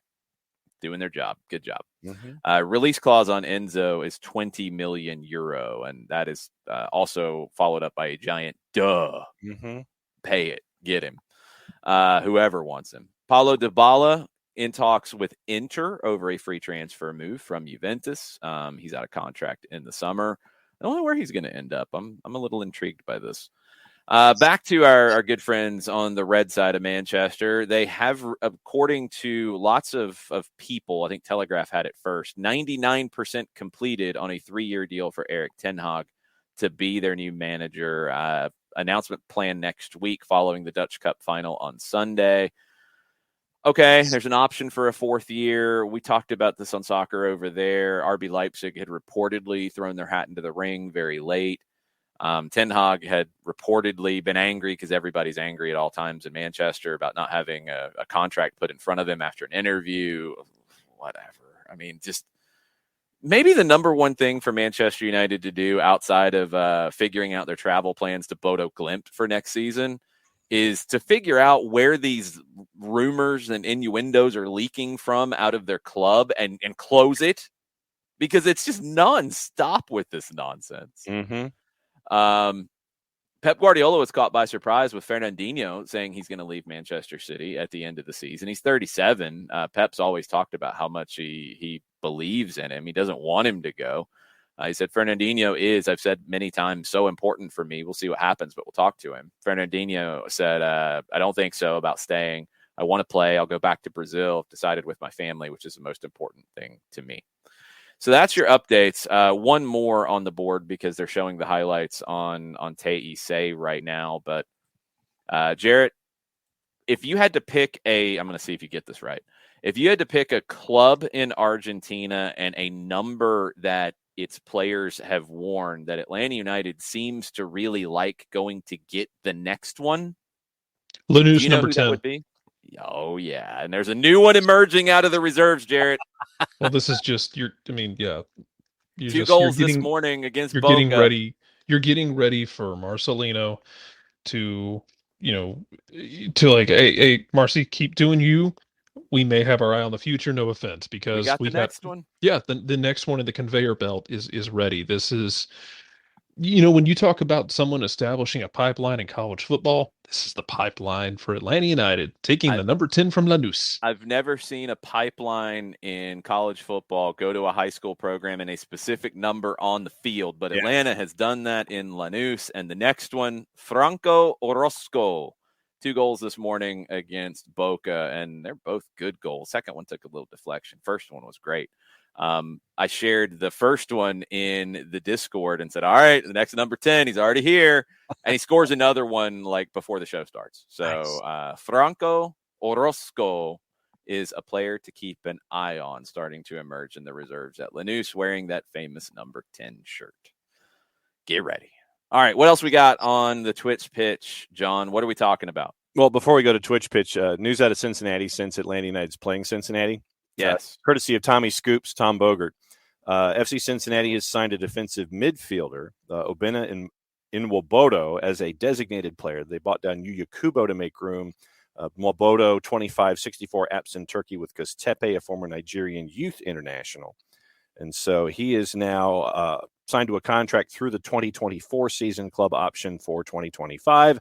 Join the club, occupying an international roster spot pending receipt of his P1 visa and international transfer certificate. So a transaction for FC Cincinnati this morning. But he won't be there this weekend. So let's make sure that's clear. Sporting Kansas City gesticulating wildly. Look, defensive midfielder, defensive doesn't have to be the same player. Might be a different kind of defensive midfielder. Might be a different kind. I know, but it's the process of buying a defensive midfielder. Yeah. Might be a different kind. I'm thinking. We'll see. You ever seen Fantastic Mr. Fox? I have not. Okay. It's Wes Anderson. So just a whimsical stop action animation. Very well done. There's a scene where one of the farmers just goes nuts and tears apart his office in just a full on rage. That's what I imagine Peter Vermes is like when all of these things happen. He's like, we need to do that too.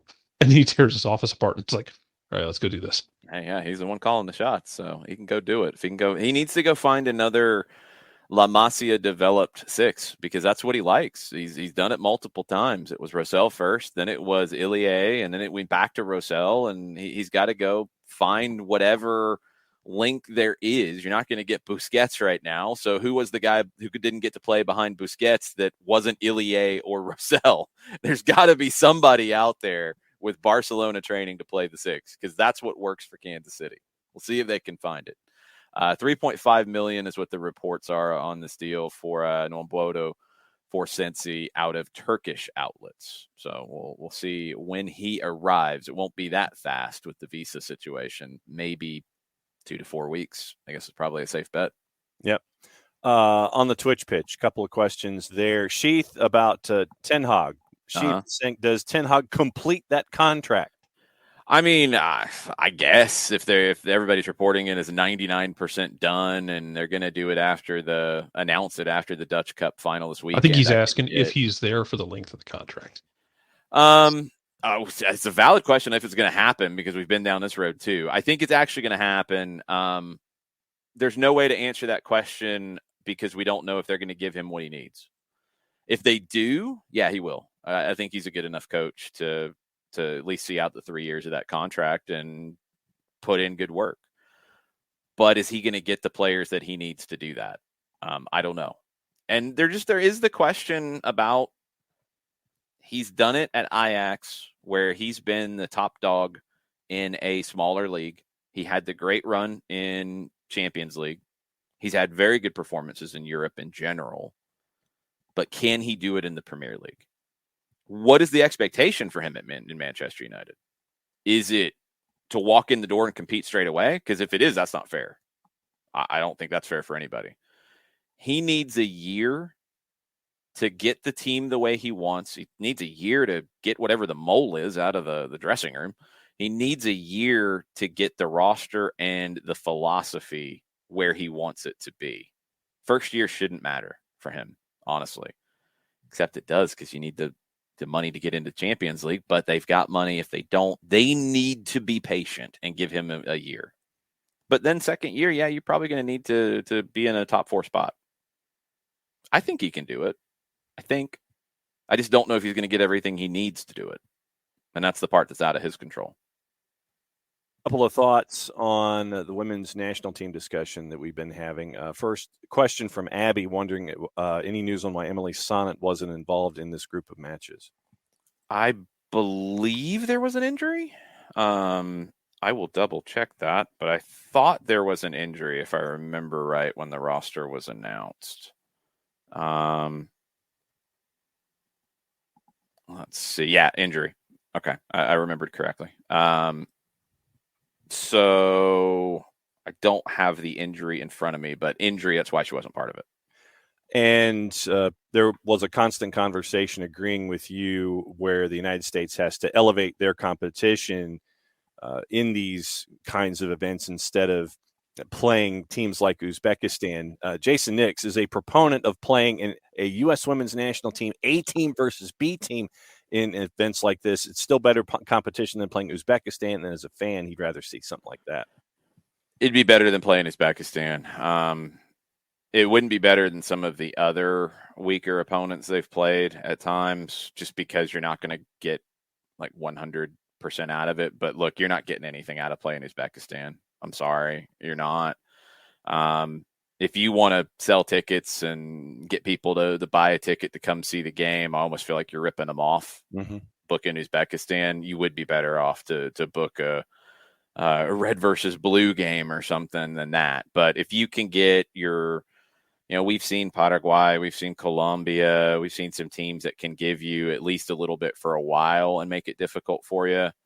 I'll take those. I don't like them. I'll take them. But yeah, if you're resorting to, we need to fill some dates on the calendar and we're going to play Uzbekistan, no. Do an intra-squad scrimmage and make a big deal of it. Sorry, Uzbekistan.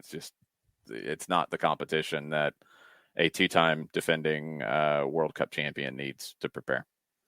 In our discussion about Champions League, Storm Chaser Kevin says, I'm in the minority that I don't mind salary caps. I have zero interest in most upper European leagues because it's the same dang teams over and over again.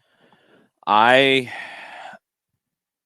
like salary caps. I've said that consistently. I like parity. I like playoff formats. I think if you added playoffs to the European leagues as they currently stand, you'd see surprises because a playoff game is different than a game 20 on the calendar. Game 20 on the calendar, the better team should win. Playoff game, sometimes the better team doesn't win. That'd be fascinating to me if they wanted more variety in it, and it's been thrown around a little bit, but nobody will actually go forward with it. Outside of Belgium, who has playoffs, there's a few others that have versions of playoffs. That would be a way to get more variety and more spice to it without a salary cap. I don't think the big teams are ever going to allow a salary cap in these situations. They're going to more like spending limits, which just protects the big teams in general. I won't go as far to say that I don't follow the big leagues in Europe because you don't have salary caps. They're still good games. Like I said, I watched Brighton and Arsenal. I watched it because I saw Caicedo was in the starting lineup, but it was a good game. It was an entertaining game. Maybe because it's two teams that are somewhat evenly matched, but it was a good game. There's good games throughout the league. I watch Argentina because there's good games in it, and there's some bad games too. But there are good games. And as much as I will kind of have fun with England and all of that, there's good games in that league. And the big games are big games and a big deal. City, Liverpool, wow. I mean, you got some of the best players on the field in that. Two of the best managers. They come at it from different approaches. Everything's set up for greatness and generally delivers. But if you are a fan, and this is what I've always said, and I know you've got history, and we have the same thing kind of with college football and baseball to an extent as well, where when your family has been a fan of a team or a program for 100 years, maybe it's easier to know going into a season you have no chance to win anything that matters. But you're still going to support and you're still going to be there because it's what you do.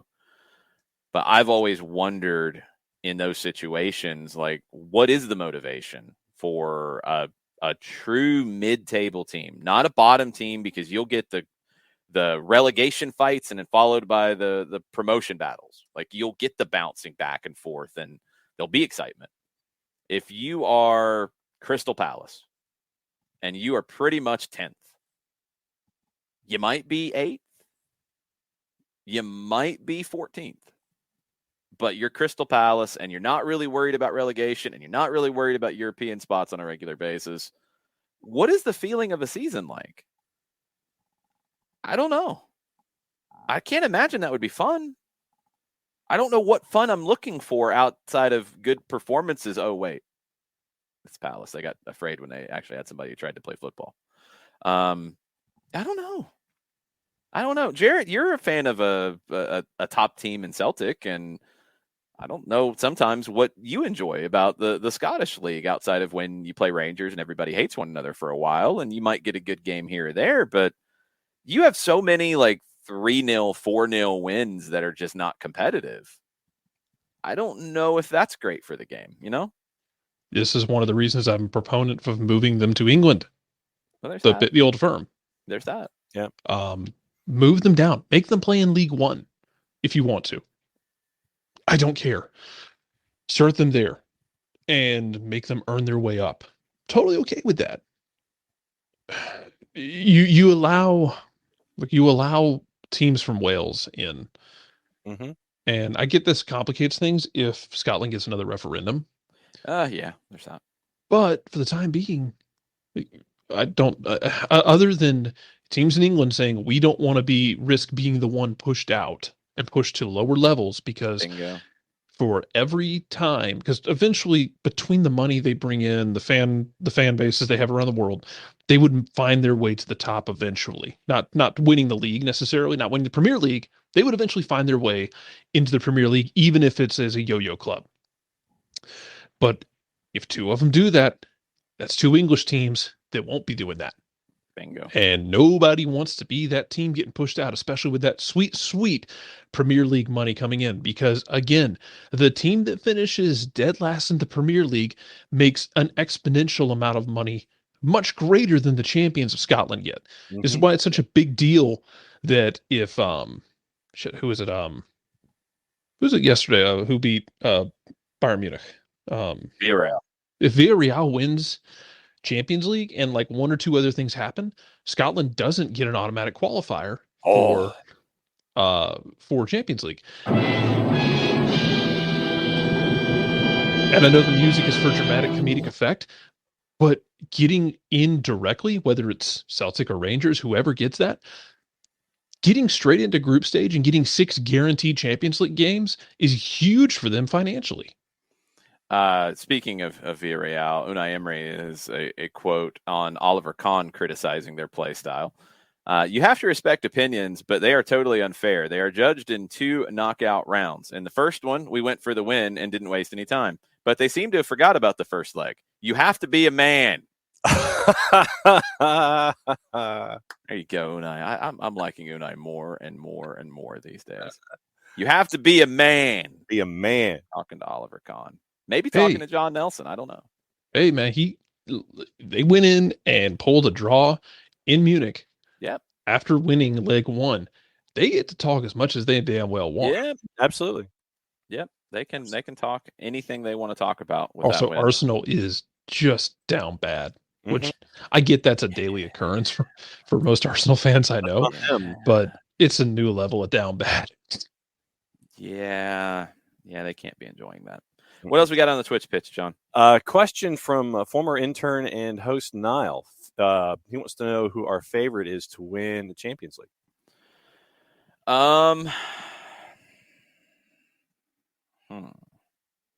It gets interesting because City and ATLUTD, I think City goes through.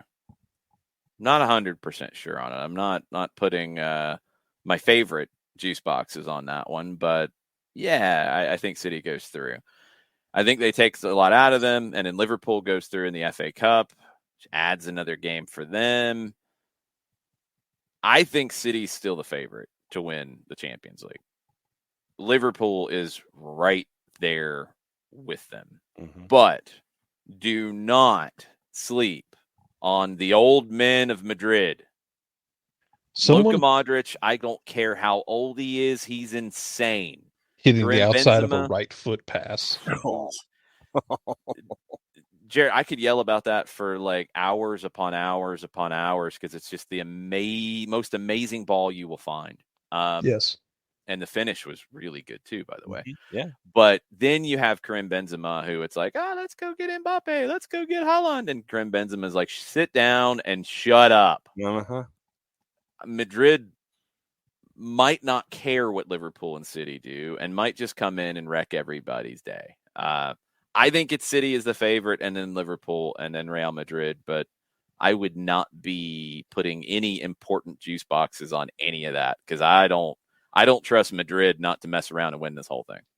So somebody posted something that like the last 3 times Bayern Munich won the Champions League, that Madrid won it the next year. And Bayern Munich won the Champions League. No, they didn't. Not last year. Oh, no, not last year. When was it? That was a couple times ago. Yeah. Chelsea would like to. Tommy Tuchel would like some respect. God bless Tom. I'll have to find what it was then, because it was something about like the pattern It must not have been just that then, but it was something about the pattern that, like, the pattern favors Real Madrid. Also, Real Madrid just being an old, worn-out battle axe that, God bless you, Chelsea, you gave him your best shot, and then Karim Benzema didn't really care about your best shot. Look, Real Madrid might have the more comfortable run-in to win it. I mean, they've got a nice cushion in league. They can be fresh for these games in Champions League, so maybe that helps them. I think City's the best team in Europe. I don't know if they win this thing, and it goes back to the whole idea of, Pep isn't the greatest if he doesn't win another Champions League. It's a crapshoot in Champions League. Yeah. They can be the best team and not win it because of the format that it is. And, oh, yeah, by the way, UEFA is going to allow, it looks like, the heritage teams who have performed well in the tournament to get automatic spots. That reminds me of a Super League kind of idea. Interesting. Anyway, UEFA wanting their cash, but they were the Great White Knights on the White Horse, saving everybody from the Super League just so they could make the money themselves. Correct. I felt bad for Chelsea though, because you've seen that. You've seen that performance. You've seen that script play out before though, where somebody has this miraculous comeback. They just have emptied out the boosters to break the orbit, and they get out into space of, oh my God, this might happen. And then they need a little bit more, and they just didn't have it. Yep. They had a couple half chances, but they were just dead on their legs. It's incredible to get to where they got in that match, and it's also incredible for Real Madrid to wake up and end them. So it's just an incredible match all the way around. But Real Madrid is that team sitting there just watching everybody debate City and Liverpool, which they should be debated as which one's the better team in Europe and overall, and England and the world and all of it. But Real Madrid, they don't need that acclaim. They might just go win the thing out of spite. Michael Head, in our discussion about CONCACAF Champions League, he says, tonight is another example of an MLS failure. City home international match at a rival stadium. Yeah, look, I mean, this comes up all the time, and yes, it's not a good situation. But, Michael, I do have to disagree with it's another example of an MLS failure. You have to go back in time and get the whole totality of the situation rather than just they're at Yankee Stadium bad. When New York City was approved for the league, they came into the league in 2015. When they were approved, you were finalizing TV deals that got you more money than you'd ever gotten in TV deals before. Having another team in New York, I think, helped that a lot more than having Orlando. No offense, Central Florida. Didn't hurt you. But I think having another team in the New York market helped in those dealings. And the mentality and the idea at that time was, it's going to be hard, but we're going to build a stadium in the 5 boroughs. And they've been close to doing that on multiple occasions, and they haven't been able to get it over the line. I think they would have been further along if you didn't have a global pandemic right now, because they were making great progress on a location, and it all stopped. And now all the politics are starting to come to the fore again.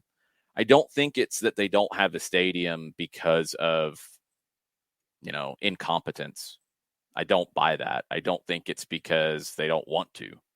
I don't think they want to be at Yankee Stadium. They're spending so much money to be there. I don't think they want to be there and play there. You can't play your CONCACAF games there. That's embarrassing. It's not good. But when they came into the league, you're talking about a really different league at that time than it is now. They would not come into the league now if you didn't have the second New York team and Rocco Camiso got a wild hair and came in and said, I want to bring the Cosmos to MLS, but I don't have a stadium to play in. But I want to do it. Here's a check. You don't take it because you can be in a better place somewhere else. At that time, it's a different conversation. And you have to go back to that time when they were approved to come into the league. It's not just now bad. It now is bad. But now is not when they decided to bring them into the league. They did that in 2013, I think, when they were announced, when the Cosmos actually were part of that conversation at one point.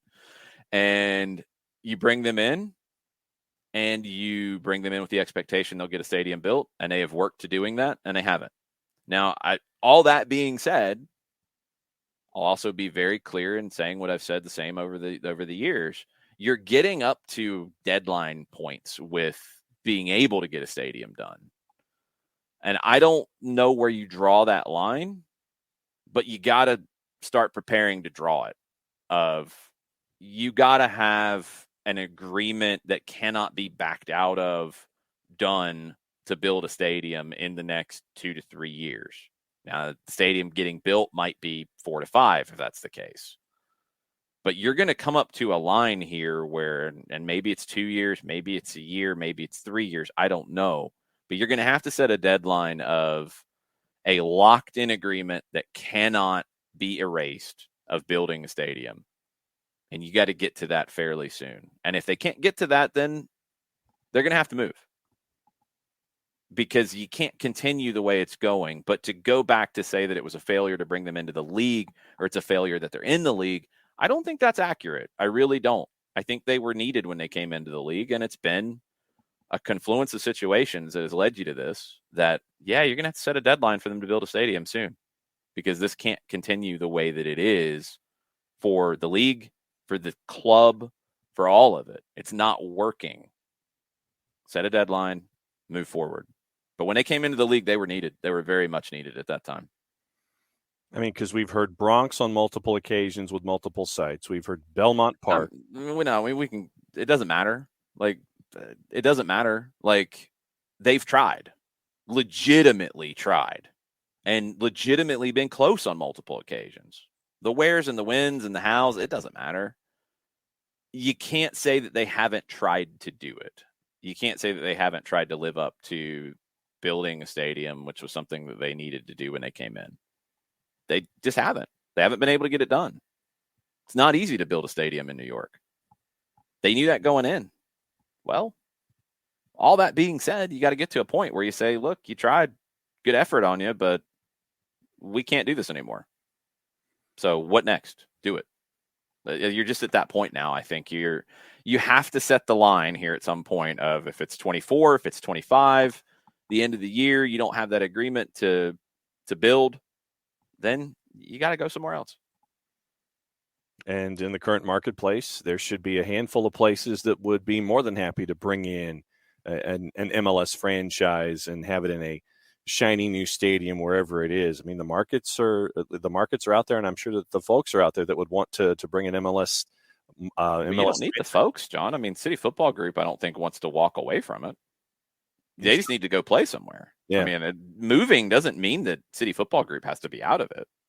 It's just, you're going to get to a point where that club cannot play at Yankee Stadium anymore. And you're there. But to do this right, you've got to set that line of, it is the end of 24 or the end of 25 or the end of 23. I don't care. Whatever you set it, it's got to be set. And if you can't get it done in that time, then you got to go. Couple of quick Atlanta United things on the board. Ropes was looking for a Luis Araujo update. Any idea if he comes off the bench this week? Oh, no, Ropes. Come on, man. Wait, there's no way to know that yet. He's training. That's the update. That's all we got. There's no way to know anything more than that. He's got one training session under his belt and one more this morning. So we'll just have to wait and see. And then going back to the goal that happened in Charlotte, Michael is asking, can someone tell me for sure, is an Olympico a great shot or a defensive gaffe? You should know by now, Michael, nothing in this game is absolute. It can be both. It can be both at the same time. It can be both in different situations. But there's people who are making more of it than it is on both sides, because there are people who have narratives on both sides. I said specifically, to get into what I saw with that goal, is in swinging corners, Atlanta United. I said this on the full-time report. I said it again Monday morning on Soccer Down Here in detail about how you defend in swinging corners and how Atlanta is not defending them. They're letting a player get in on Brad Gazan without being impeded, pushed out of the way, dealt with. I talked about it immediately after the game on Sunday and again Monday morning. That has to change, because does the player impede Brad Gazan on getting to the ball? No. But the player draws Brad Gazan's attention. And I think if you watch the replay, you can see two things. Brad talked about the wind affected it. The other thing is, watch at the beginning of it. Rios, I think, is the player, kind of takes a step back into Brad. Brad gets his arm out to push to create the separation so he can go up and get to the ball. But that takes the time that you're trying to read the flight of the ball in the wind, and he tries to then go back and get to it. You got to have a player in there to make that push and to get that player away from Brad. You got to have a defender in there to do that. That is something that needs to change in the way that Atlanta will defend in swinging corners. It's not how they defend all corners. It's very, very specific. So we talked about it in detail multiple times, and I think that's what has to change.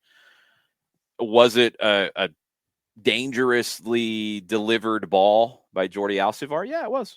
It absolutely was. Did he mean for that to be what happened? He might tell you otherwise, but probably not. Did he want to put it up there and see what happens? Yes. Could Brad have dealt with it better? Yes. Was it difficult to deal with it? Yes. It's all the above. But you're not going to see many people go for Olympicos on a regular basis because it's not very likely that it's going to end up in the back of the net. We've got one more Atlanta United thought, and it's from Berna. We've got two more Premier League thoughts. Okay, let's try to roll through them quickly. All right, so since we just had an Atlanta United, we'll go to the Atlanta United one. Bern, what's your take on the Bob Lilly statement yesterday on Sirius XM saying Robbie Mertz has an MLS contract for next year? Well, I didn't hear it because I was golfing, so that was good. I haven't actually heard the clip yet. Did we get any more information on that, Jarrett? Nope. I know you were chasing it. Nada. No, not yet. Okay. I think he's an MLS level player. I do. I think he is a guy who can contribute in MLS. I don't know if he's an MLS starter across the league, but I think he is a contributor in MLS. I think he's an MLS level talent. So I'm not shocked. I don't know how Bob Lilly said it. Was he implying that he has an MLS contract with Atlanta for next year, which would be the only one that would make sense? Because if he has a contract for somebody else, that'd be an interesting situation. But I don't know. I don't know anything more on it. As a player, yeah, I think he's an MLS level talent for sure. Perfect Tommy on Moises Caicedo. He said, when Moises started, that's the most hyped I've ever been for an EPL match. Most European games are background noise for me. Yeah, I mean, I was talking to somebody else about this yesterday, and like I'll have games on in leagues and places that I don't have an emotional attachment to the game. It'll be like background noise, and if something crazy happens and I get sucked into it, there's games that it's a certain player that grabs my attention that I'll watch. And that was the case in this one. I watched it because I saw Caicedo was in the lineup. I had time to watch it. I put it on. I got sucked into it because it was a good game. I always recommend this to people who like Atlanta or like MLS or don't like MLS or don't know anything about Copa Libertadores or the Argentine League, and they want to get into it. Like, put some different games on, some different teams on. See what grabs you. See what you like. But I don't think, maybe it's just the way that I've consumed the game, I don't think it does you any good as a fan to say I watch one team or one league and that's it, and I don't watch anything else. Because I think if you watch England and you listen to the way the game is talked about with the Premier League, you're going to have a somewhat limited view of the game worldwide. Just like it would be any other country too. But that's the one that is in English and in our language, and that's the one that I think this comes up with a lot. I think it comes up with people who watch the Liga MX exclusively too. They have a very limited view of MLS and of the world, the game around the world. Like, consume it around different places. Just open your mind up to it and see. And it might be a player that does that for you. Caicedo will do that for Ecuador fans. We'll do that for people in Ecuador. Cool. That's really cool. That's what's great about this game is you get those kinds of stories. And just like you've seen it with Bello going to Arminia Bielefeld. Cool. People from Atlanta have watched Arminia Bielefeld more than they ever did before. Mm-hmm. That's cool. That's what's great about it. But yeah, be open-minded to check out different things in different places. And on the discussion where you were talking about Crystal Palace and teams that are just kind of mid-table teams, what do you get out of it? Alex says it's like going to church. What do you expect to get out of it? It's habit, community, and culture. Yeah, sure. And I'm not trying to dismiss that. But you can't argue that makes it a better sporting competition. And that's what people will do a lot of times when this comes up is, like, well, no, it's the best league. No, you get those things out of it, and that's great. And you can get those out of a sport. You can get those out of other places. You can get those, and you can get that feeling out of different things.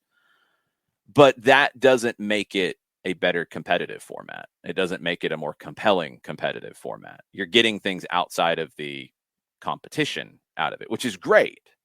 It is. But could you have a better competitive format where you don't lose those things? Because I think those are intrinsic to it. Do you get more out of the experience if things are different? I think you do, personally. I think you do with MLS's format, for example. I think there's no reason why you can't get those feelings out of following any team in Major League Soccer, but also knowing that my team could win the championship this year because of the way the league is. And I think that's a good thing. So that's just me. And Byrne went into a little more detail about Robbie Mertz real quick. Yeah. He says it was 140. Unequivocally said it, listened to it 3 times in the contract. Yes, is with Atlanta. Said in the past, Lily, that players in the past like Robbie played for Pittsburgh, but now things have changed. Robbie went to Atlanta's second team to try out that path, and now he has an MLS contract for next year. He said it begrudgingly. Bob Lilly, I think, says everything begrudgingly. First off, yes, that is true. Bob's one of the great. We laugh about Bob, but Bob's one of the great coaches in American soccer. He is. He's done it at the second division level for a long time and been very, very successful. Bob's great. Bob is begrudging about everything in life, I think, sometimes. But yeah, like, that's great. I love to see it. And I knew there was at least some conversation happening around that last year. And it's good and it's deserved. And I love seeing that you can bring in a guy from a second division team in Pittsburgh, bring them to Atlanta. He's probably trained a whole lot with the first team and he understands the way that they want to play, and they didn't have to rush on things. I think we've seen generally Atlanta United 2 players of Robbie's ilk have come in and gotten 2 years, and you make that decision. And we've seen guys who've done well, but don't project as MLS talents. I think Robbie does. So to come in and give him the time to grow and then bring him into that mix with the first team, and look, he might be depth, and that's fine. He gets an opportunity. We'll see that, taking that stuff into consideration, it wouldn't surprise me if we see Robbie Mertz in the Open Cup next week against Chattanooga FC. Get your tickets now and listen to the game on 92.9 The Game. There you go. It wouldn't surprise me to see that. So I'm happy for him. I like Robbie a lot. I like his game. I like hearing him talk about the game. So I'm excited for him. It's good news. And that is the last one on the board for today, sir. Cool. We're going to go. We got stoppage time at 2:00. We're going to talk more about Atlanta and Cincinnati coming up this weekend. We'll talk a little bit about Open Cup. We'll talk a little bit more about Charlotte. We'll get into all of that stuff at 2, twitch.tv/stoppagetime929 and facebook.com/929thegame. That's where the archive will live. And hopefully this will go out quickly as a podcast as well. Off the Woodwork folder. Make sure you're following that for all your 92.9 The Game soccer content on the podcast form. Tonight at 8:00, I'm making the trip up to Johns Creek. It feels like it's starting to become a tradition. I did a Northview playoff game last year, and I'm going to do a Northview playoff game this year. So 8:00 on the network. I will be doing both PA and commentary, just doing the PA for the starting lineups and stuff. Oh, okay. I'm not doing like commentary on the PA. That'd be crazy. Nobody wants that. No, but I mean, like, you do commentary and then there's a moment on the PA and then you're doing the PA announcement during commentary. That's what I was thinking. Who knows? We'll see where this goes, but I'm not planning on that. I'm planning on doing the starting lineups and all of that. It'll be fun. But Northview playoff soccer tonight from Johns Creek at 8:00 on the Soccer Down Here app and soccerdownhere.net. And then we will be back tomorrow with our good friend Nico Moreno. We'll talk about Conca champions. We'll see if Seattle is in the final to face Pumas. We'll talk about City and ATLUTD. We'll talk about all these different things that are going to happen today. Lots of stuff. Enjoy it. We'll see you tomorrow. Much platiel. Much platiel. Mucha plata, y'all.